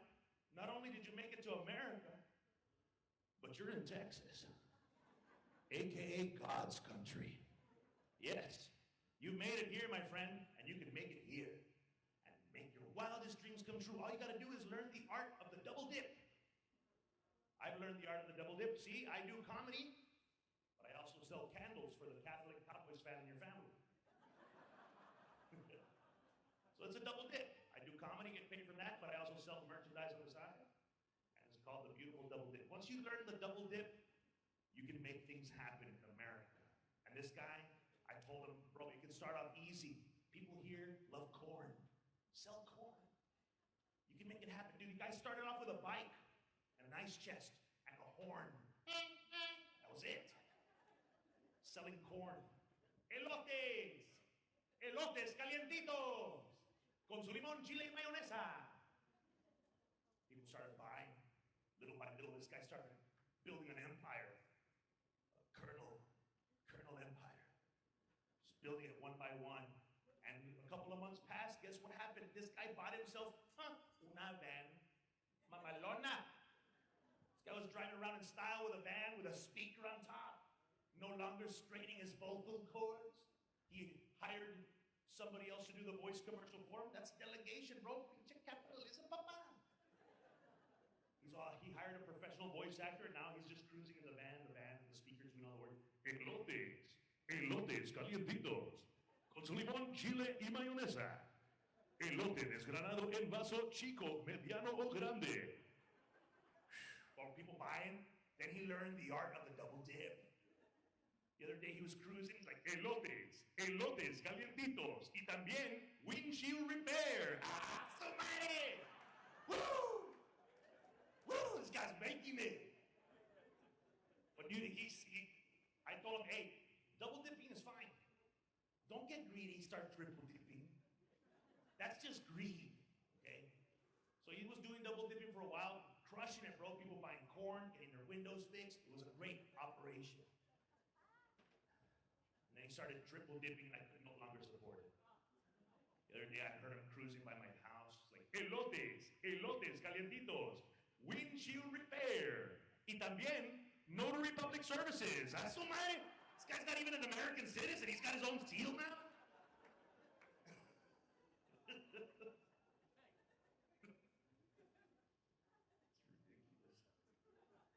So I stopped supporting him. People getting divorced and getting corn at the same time. I couldn't have it. I'll leave you guys with this, only because this roof is bringing me back to my childhood. It looks like my grandpa's Grand Marquise.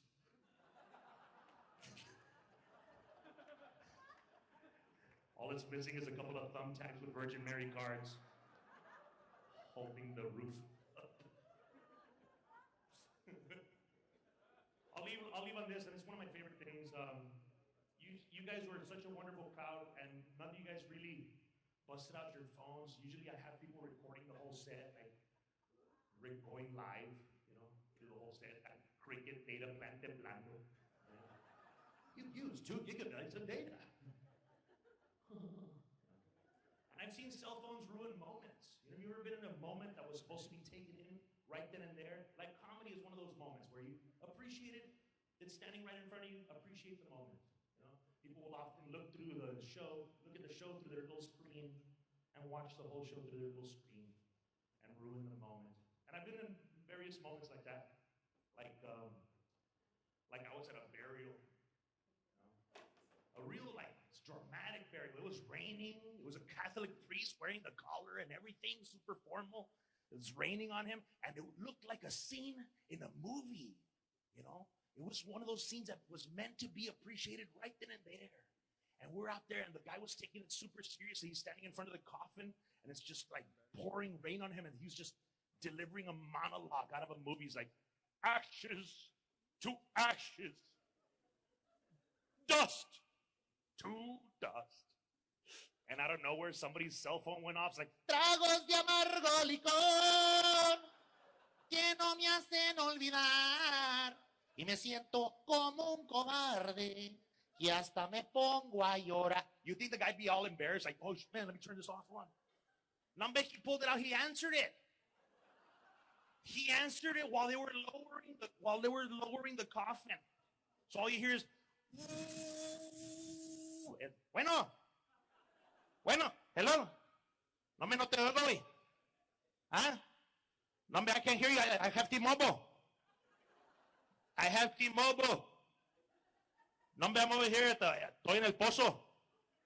Uh-huh. Yeah. Yeah, no, hey, come by the house, bro. Come by the house. Uh-huh. Yeah, we got a lot of fried chicken left over. Todo el pedo. We got a lot of fried chicken. Uh-huh. We got a lot of pan dulce left over también. Chingo de conchas. Uh-huh. Yeah, nobody showed up. Uh-huh. No, hombre, cállate para la casa. We're gonna have menudo. We're gonna have vironga. Va a haber pase, va a haber viejas y todo el pedo. Cállate para allá. Uh-huh. Yeah, no, we got potato salad también. No te mortifiques. Yeah. Bueno, I'll let you go because they're about to marry my mother-in-law. Bueno, I'll let you go. That's messed up. That's messed up. That's not even the worst one I've seen. Like, I was at a wedding. I was at a wedding in a church, not the common law things that you guys do here in McAllen. I can, hey, I'm not holier than thou. I was living in the common law sin for what, 14 years, babe? ¿Verdad? Hey, pero todo el año, hey, common law serves as benefits because all year long, estamos married, pero come income tax time, estamos separados. Eh? Little loophole I learned at Trump University. Thanks, Papa Trump.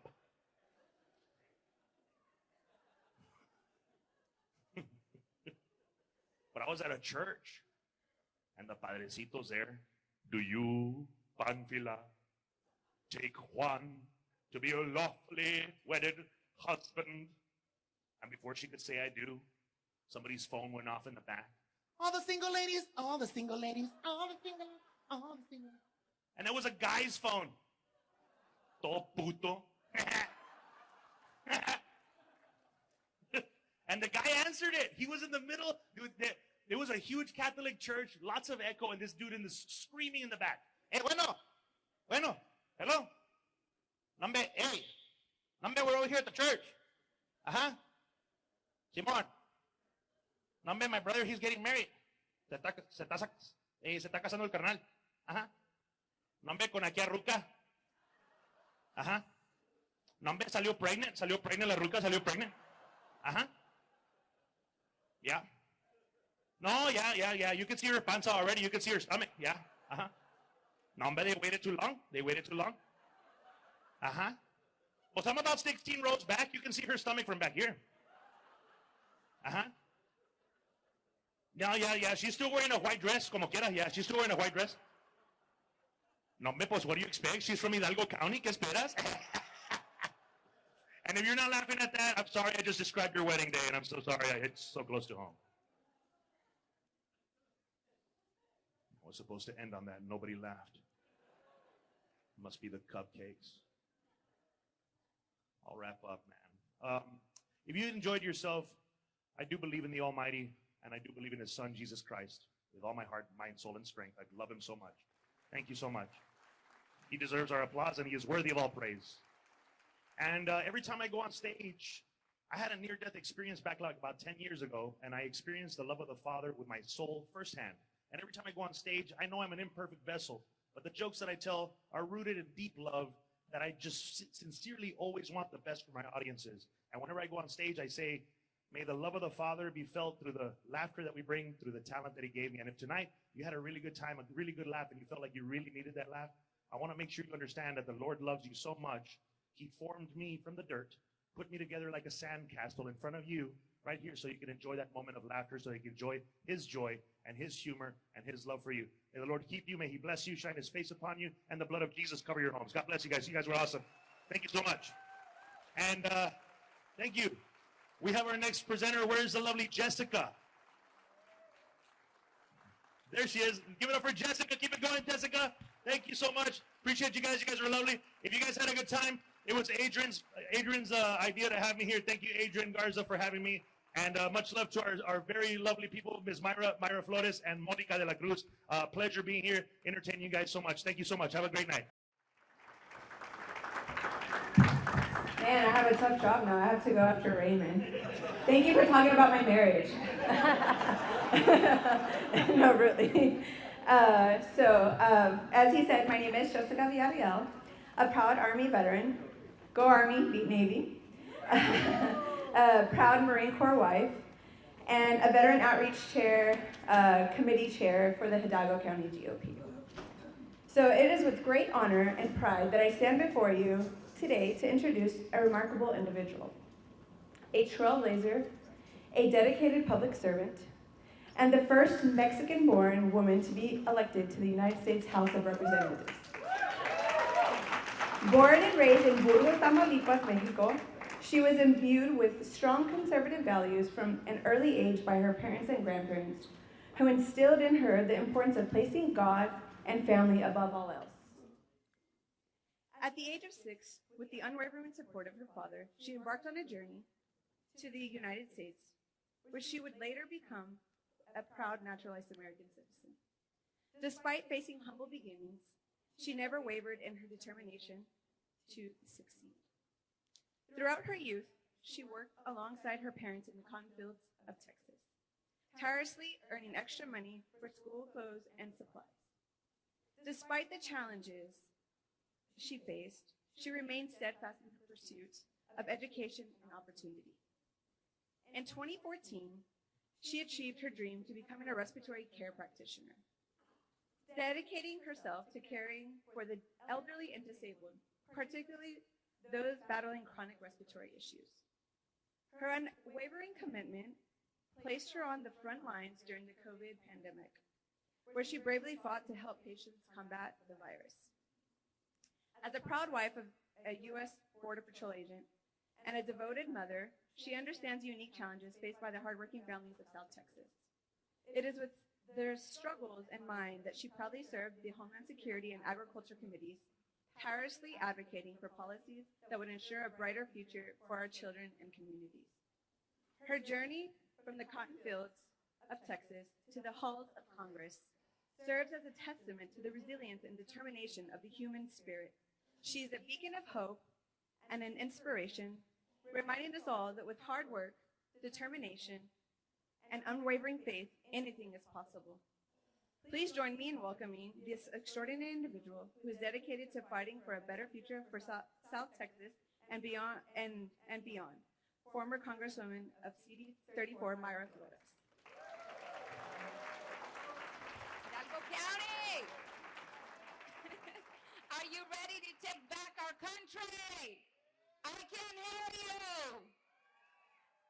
It's going to take proud Americans, la raza, like you, to rise up and save the United States of America from Joe Biden. I truly believe it's going to be South Texas that is going to save our country. I am so proud to live here, to be a part of this amazing community, because South Texas is pro-God, pro-family, and all about hard work. Those are the values that were instilled in us by our grandparents, by our parents, and those values we want to make sure that are instilled in our children. Our children are not born with conservative values. They are instilled.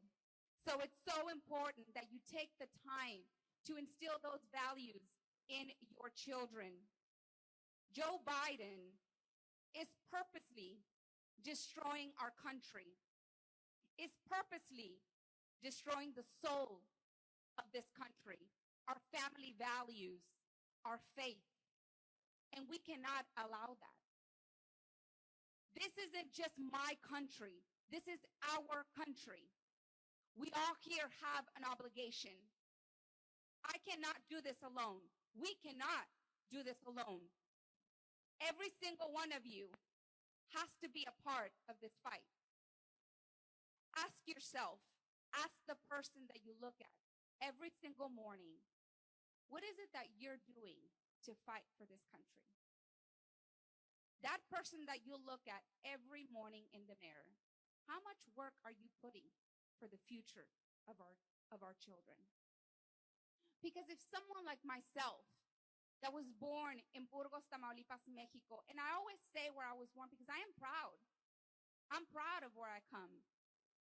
And people always say, but Myra, if you were born in Burgos, Tamaulipas, Mexico, how can you be a Republican? Well, newsflash. It's because I was born in Mexico that I am conservative. I was raised with those conservative values. And no political party is worth me putting my values aside.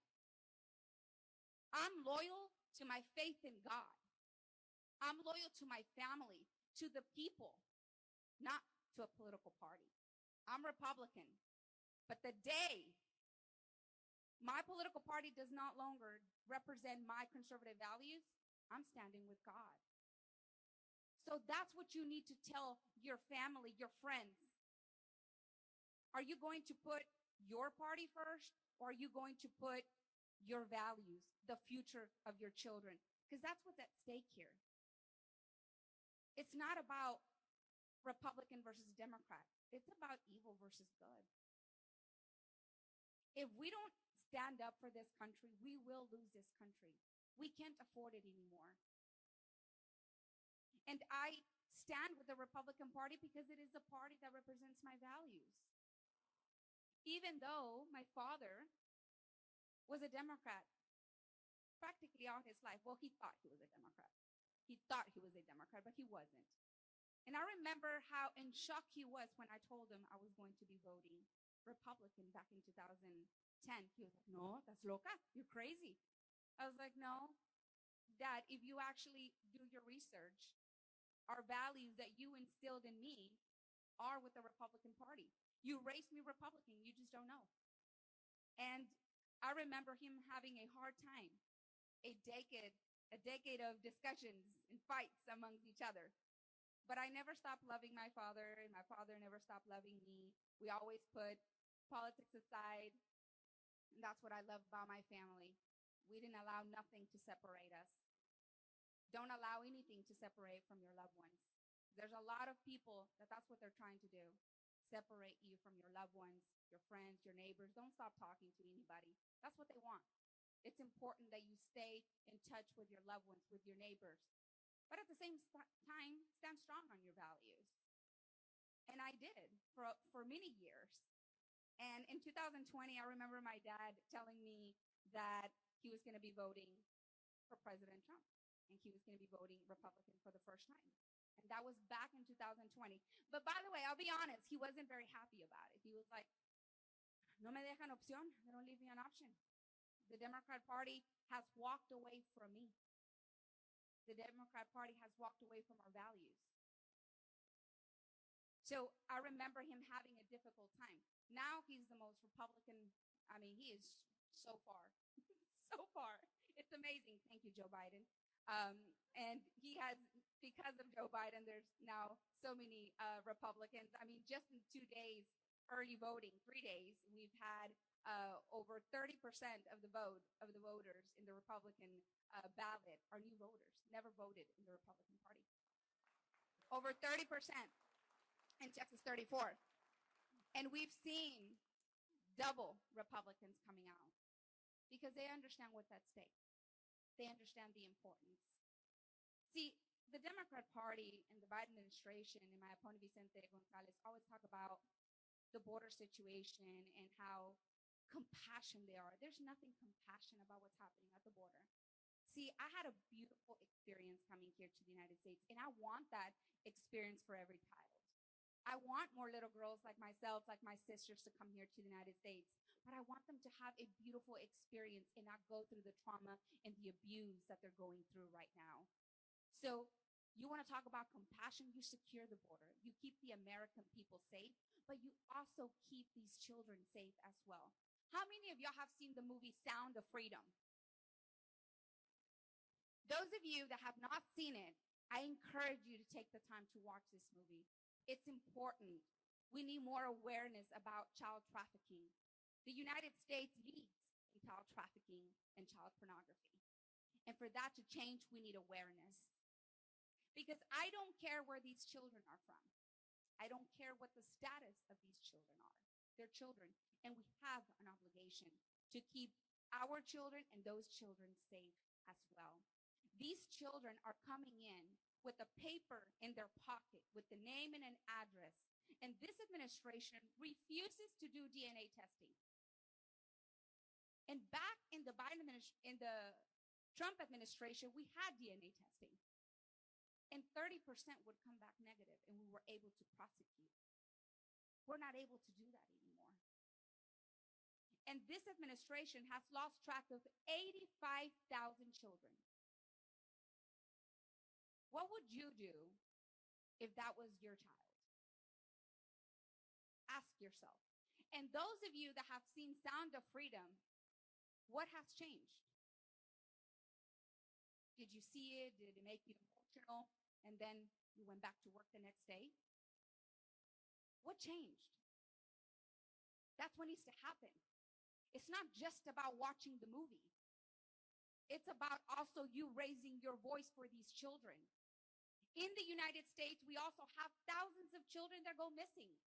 So it's not just these children that are being crossed over, because there's a demand here. By the way, Mexico is the #1 provider. We have to change that. We're the greatest country in the world. And what I want to do in Congress one of the first things I want to do is introduce legislation because I want these monsters in prison for the rest of their life. I do not believe anybody who abuses a child should ever be given a second opportunity. It is time that we put strong laws in place and protect the innocent and protect the good people. This administration is focusing on protecting criminals. And we're fed up with that. And you can't tell me that you can't do anything about it. I don't know if y'all have ever heard of President Nayib Bukele. He is the president of El Salvador. El Salvador was one of the most dangerous countries in the world. It is now one of the safest countries in the world. And that is thanks to his leadership. He's put in place harsh laws on criminals. And he just got reelected with over 90% support. No president in the entire planet has ever received that much support. It's amazing to see. He stands on putting his faith in God, his family, and putting the people of El Salvador first. That's what we want. We want a president that is going to put the United States of America first. We have no business sending billions of dollars to Ukraine when over 60% of Americans right now are struggling and living paycheck to paycheck. We are one paycheck away from becoming homeless. That is a huge disrespect to the American people. See, I am pretty sure that you pay your own bills and you don't pay your neighbor's bills first. Well, the United States needs to start paying their own bills. We are over $35 trillion in debt. Every year, we increase the debt by $1 trillion. And for us to get out of debt, every American would have to pay $100,000. Is that the country that we inherited? Is that what's fair for our children? No. We need to go back to pre-COVID spending. If we don't have money to give to other countries, we shouldn't be printing. Also, if we Americans need money, we have to get a loan, right? And pay interest. Why are we giving these people money? Why are we giving them our money? It should be a loan. It should not be for free. You think that whenever we're going to be in trouble, you think they're going to come and save us? I want to know, really, how many countries give us money? I'm actually going to look into that. I want to know what countries around the world give us money, or are we the only ones giving money? And they're so easy to do that because it's not their money, it's our money. And we need to remind them that it's our money, not their money, and that they're there to serve us. And I'm here to tell you that we need more people like us in Congress, in the Senate, running this country. Do not believe that it only takes certain people to run for Congress. I was told many times, you don't have the qualifications. I'm starting to not like that word, qualifications. Well, qualifications could be different things for different people. And when I was in Congress, I remember thinking, how did I get here? And then the second week, I was like, how did they get here? And these are people that, graduated from prestigious universities, law degrees, and I have respect for you, but we have enough of you. We need more of your everyday Americans that understand the struggles. We need fathers, mothers, law enforcement, teachers, nurses, plumbers. We need all of you that understand what it's like to be us. Those are the type of people we need to run this country. Because the people that founded this country, you think it was those type of people? No. So it's important that you understand that it takes all of you to run this country, that we cannot do it alone. I cannot fight this fight by myself. So if you have children of your own, mama bears, I need you to rise up with me and let's fight for them. Fathers, I need you to rise up and fight for your children because I can't do this by myself. And this country and your children are worth fighting for. We are the American dream. People tell me all the time, Myra, You accomplished the American dream. Let me tell you something. I accomplished the American dream way before Congress. That is exactly not the American dream. I ran to protect the American dream.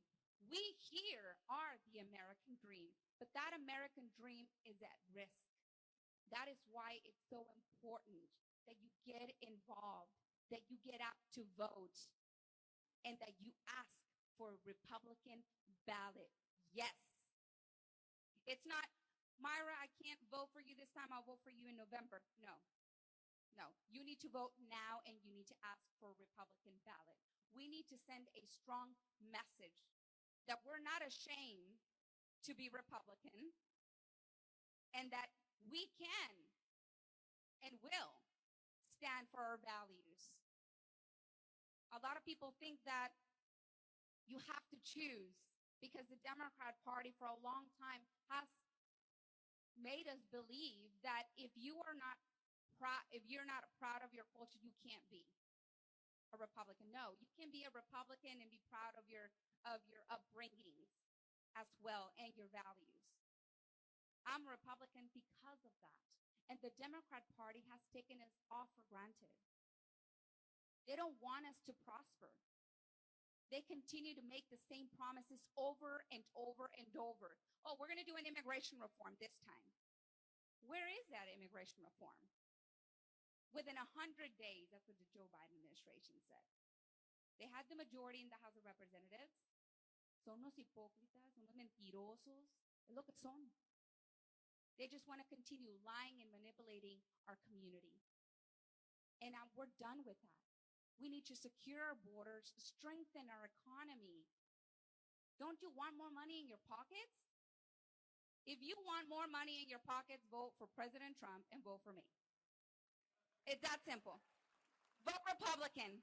It's that simple. You want less money in your pockets, then okay, go for it. I don't know who you are, but if you want less money in your pockets, go ahead and vote Democrat. But if you want more money in your pockets, vote Republican. If you want to have more time to spend with your family, vote Republican. Because of the Democrat Party and the Biden administration, they have taken that away from us. Because now it feels like we have to work just to survive. And we don't have that family time, that vacation that we had to cancel because we can't afford it.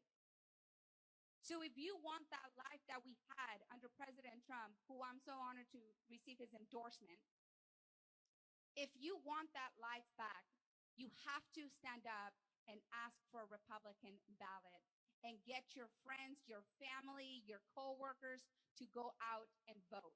Let's double, quadruple, triple the Republican vote in South Texas. Again, I'm honored to be here. I want to thank the Hidalgo GOP for all that you do. Adrian, thank you for everything that you do. I will never forget how my journey in politics started, how many years ago I came to the GOP not knowing much of the Republican Party, and she right away opened those doors and guided me. And I remember telling her, I want to get involved in the Hispanic outreach. And I said, is there anything like that? And she said, no, but we'll create it just for you. So I remember that I became, right, if I'm not mistaken, the first Hispanic chair in the Hidalgo GOP, and that's how my journey started. Block walking and helping candidates many years, and then later on it inspired me to run for office. So I'm here to inspire all of you to keep on fighting for this amazing country and to keep on fighting. God bless you, and God bless the United States of America. Thank you.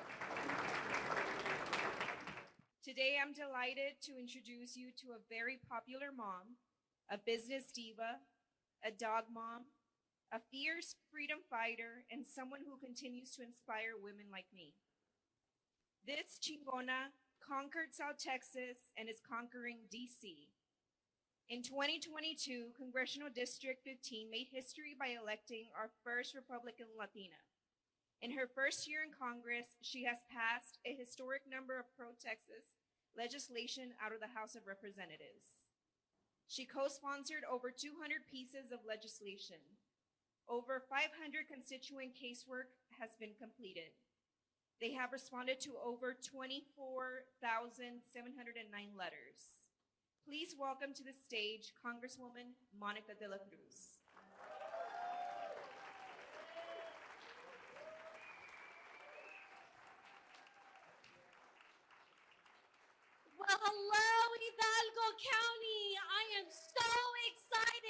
to be con mi gente in Hidalgo County. But you know what? This could not happen without our brave military, our veterans, our Border Patrol officers, our law enforcement officers. So if you are in Border Patrol, in the military, please stand up. We'd like to give you a round of applause. Stand up, stand up. Thank you, thank you, thank you for your service. Now, I'd like to actually have everybody stand up right now. Stretch your legs, because I know it's been a long night. It's because of you that we're all here. So thank you so much for everything you've done. It has been a historic year. Thank you for standing. It has been a historic time in Hidalgo County. In fact, if you're watching my Twitter, the Democrat Party is going nuts right now. Why? Because I just recently posted that from 2020 to 2024, the Republican primary voter turnout has increased 50.7%. Is that not incredible? Incredible. But what's even more incredible is that in supposedly Democrat blue Hidalgo, the Democrat primary voter turnout is down 41%. Thank you, Lord Jesus, for that. It's because of our hard work here in Hidalgo, because of what you all are doing on the ground, that these numbers are the way that they are. Now, it didn't always start like that, did it, Chairwoman? I remember in 2019 when I started as my first time as a candidate, 2020 came along and it was the primary, 2020 primary. And after the primary started, I was so green. And I asked the chairwoman, how many primary poll workers do we have? And she gave me a number that's probably rather embarrassing to talk about right now, right? And what she said to me is what we already know. She said, people are afraid, Monica. They're afraid to say they're Republican. They're afraid to volunteer as Republicans. They say all of the votes, all of the local actual candidates are on the Democrat primary. We have such a hard time getting people to volunteer. So in the 2020 election, the chairwoman, Mr. Bonds, several of you all here got to work. And in the 2022 general election, we went from close to zero to 160 plus poll workers in the general election. And I thank you all for that. But that's just the beginning. I'm proud to tell you that with the chairwoman, with Mr. Bonds and our team, among others, for the 2024 primary election, it's a proud number, right? We are close to 200 poll workers for the Republican primary. In fact, the elections administrator called us and said, we can't get the Democrat poll workers to come out here. Can you send us more? And you know what we said? Hell yeah, we can, because people are voting Republican, and that's exactly what we've done. So there's a lot of work that's been done. There's work that's continued to happen. I want to share with you, when I ran in 2020, we'd look at the Republican ballot, and there was not a lot of people running on the Republican ballot. In fact, it was quite empty. So that's why people just voted and they worked for the Democrat Party, because they said nobody's running on the local elections down here. This year in 2024, I am so proud of all of the candidates who are here today, that are at home with their families, that stepped up with courage and said, I am going to put my name on the ballot as a Republican. And I thank you for that courage and for your determination and for the support of your family. Give yourselves a round of applause. But let me share with you guys, there's so much talent when I see all of these candidates. In fact, I'm in a contested primary myself. And while I love a spirited race, I can tell you that there's a lot of empty spaces on the Republican Party ballot. And it saddens me because of these talented candidates, even my own opponent in the primary. I think to myself, why are we wasting that talent? Let's put them in spaces where we can elect everybody who wants to serve in whatever capacity. Because the truth of the matter is, the fight is not in the Republican primary. The fight is in the general election. That is where the fight is, my friends. We have everything going for us. Everything. We have policy. We have strength. We have motivation. Joe Biden's policies are the worst policies that are destroying America. We've talked about the border and the millions of illegal immigrants, the terrorists on the terror watch list. You know how many people it took to take down the Twin Towers? Anybody want to take a guess? About 4. 4 people to take down the Twin Towers. But yet we've already caught close to 200 terrorists on the terror watch list here at our borders. That's what we know of. Imagine what we don't know. These are scary, scary times. And that's why my team and I have been working exceptionally hard in Congress for you all, because there's a lot of work to do. In fact, this job as a congresswoman is not easy. It comes with immense sacrifice. And so I'm going to talk a little bit about, first, the Biden policies, right? The border. The second is I serve on 2 committees, I should say. I serve on financial services and I serve on ag. Those are not the sexiest, okay, committees. I don't get all the TV time that maybe some of my colleagues get. But I can tell you that the work that we do there is very real and impacts communities just like ours. In fact, I'm going to share a funny story. When I was a freshman, I am a freshman, the first 3 months, we worked on digital assets on financial services. This is huge legislation that impacts all Americans, especially small businesses. And we passed this legislation, it had been fought over. Everybody was so nervous and so excited that it finally passed after so much work. And so the Chairman McHenry, he said, okay, we're going to have interviews tomorrow. Get prepped, get ready. And so that night, I prepped for my interview. I was so excited. We're going to talk about digital assets, the biggest legislation to pass out of financial services in years. It's going to transform America. That morning, I got up 2 hours early. I put on my fake eyelashes. I put on my beautiful makeup, my nice dress, and I practiced in the mirror, and I practiced what I was going to say. I was ready for the media. I got to my legislative director's office, and I said, Truman, this is what I'm going to say. I'm ready for the media. It's my moment to shine. I'm finally going to get the media time as a freshman. And I walked down the hall, and my heart's pumping. I'm scared. My hands are sweaty.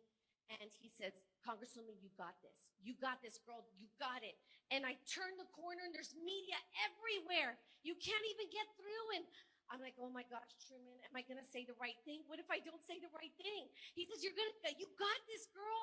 I said, okay. And I start walking. I said, hi there. Hi there. Hello, reporter. Hello. Hello. Hello. Hello. Hello. And I got to the financial services door, and I opened it. And I walk over to my chair with all the freshmen. And Mike Lawler, he's Congressman Lawler from New York. Now, if you know a New Yorker, okay, he is all of a New Yorker. And I said, Mike, I said, did anybody interview you? Biggest legislation, historic, history is being made. I said, did anybody interview you? He goes, no. And I said, nobody interviewed me.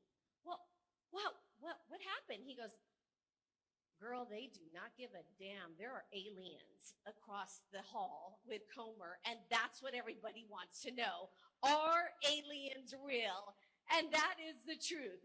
That's what people wanted to know. That's what they wanted to hear about. And what that tells you is it's indicative of what's happening in our country. They want the sexy. They want to know what's happening with all this other stuff that the Biden administration is trying to distract Americans with. When the real legislation is happening in the background that's destroying small businesses, that's destroying our agriculture. Again, ag might not be the sexy subject, but it's a subject that is affecting all of us. In fact, in District 15, we passed for the first time in history a House resolution to demand water from Mexico. Mexico, that's right. This has never been done in Congress. Never, ever, ever. And for the first time, we passed a bill in a very divided Congress to tell Mexico that we want our 1.75 square feet acre of water. But you know what? The Biden administration is weak. They don't care about us. They don't care about South Texas. And today I received a sad, sad message. And that is that a sugar mill that is owned and operated right here in the Rio Grande Valley, after 51 years of service, out of putting money and employing individuals, will go out of business. Isn't that horrible? Why? Because the Biden administration fails us. This is why it is so important to keep Republicans in place, to elect more Republicans. This job is hard, and it takes a lot of sacrifice from our family, from our friends, and that's why I want to thank my own friends and family and my team, starting with my children, Sophia and Joseph, stand up, who sacrificed so much. I love you guys. My friends, please stand up as well. Claire, Kim, Esteban, my FPC, my real estate political director, and my team who works tirelessly in the background. Andrew, my chief of staff, Karen, Jordan, Elisa, Ruben. I'm only one person, but it's these brave, courageous people that take my calls at 10 o'clock, 5 o'clock in the morning that say, keep going. I thank you. And there's so many of you all here who worked hard. But there's one person that had the passion of Texas. One person who had a vision that everyone said could not happen. And that's our chairwoman, Adrian Peña Garza. Please stand up. She had a vision like no other. When everyone said no, she not only said yes, but she said, hell yeah, we are going to do it. And her husband, Jimmy, thank you for always supporting the chairwoman, because that's not an easy job. And she got beat up a lot, and yet she stood there strong. And so I thank you for your service. Because of you and your hard work and your sacrifice to our country, South Texas is turning red. And I appreciate you. This is an important seat. Texas 15 is the most vulnerable seat in the state of Texas. It is the most closely watched seat in the state of Texas. Why? Because we are an R2 district. That means that it can flip with 2 points to Democrats. And you know what? They don't want to see me in Congress. They don't want to have a Latina, a Hispanic from South Texas talking about the border. They want this seat back. So you know what they're calling me? They're calling me the one-term Congresswoman. What do you all think about that? No? No. Is that no or is that hell no? Hell no. And we're going to send a message to the Democrat Party. Not only hell no, but we are going to elect Republicans up and down the ballot. That's what we're doing come this general election. Because I'm going to come back, you're going to come back, and we're going to save this seat. Do you want to keep Texas 15 red? You want to keep Texas 15 red? Hell yeah, right?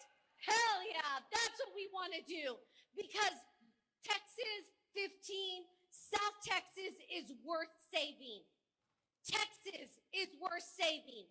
And you know what? America, is she worth saving? I can't hear you. Is America worth saving? Yes, she is. God bless you. God bless Texas. And God bless America. Thank you for having me. Well, thank you so much for coming. It's been an amazing evening. I just want to wrap up and say that we all have dreams. Everyone has goals. And my dream, I don't know why, is I want to see that the Hidalgo County GOP continues for the next 30 years and more. And it's not going to continue without support because Monica's amazing. Myra's amazing. But you could be the next Monica. You could be the next Myra. And it all started at the Hidalgo County GOP. So we can't forget how important it is for us to keep going. And so I do hope that you will encourage your friends that have big wallets to help us because I don't believe in going small. You go big or you go home. And that's why we had this event tonight. So thank you so much again, guys. Draft is going to play some more music so you can dance on the dance floor. God bless you guys. Have a good evening. Go vote.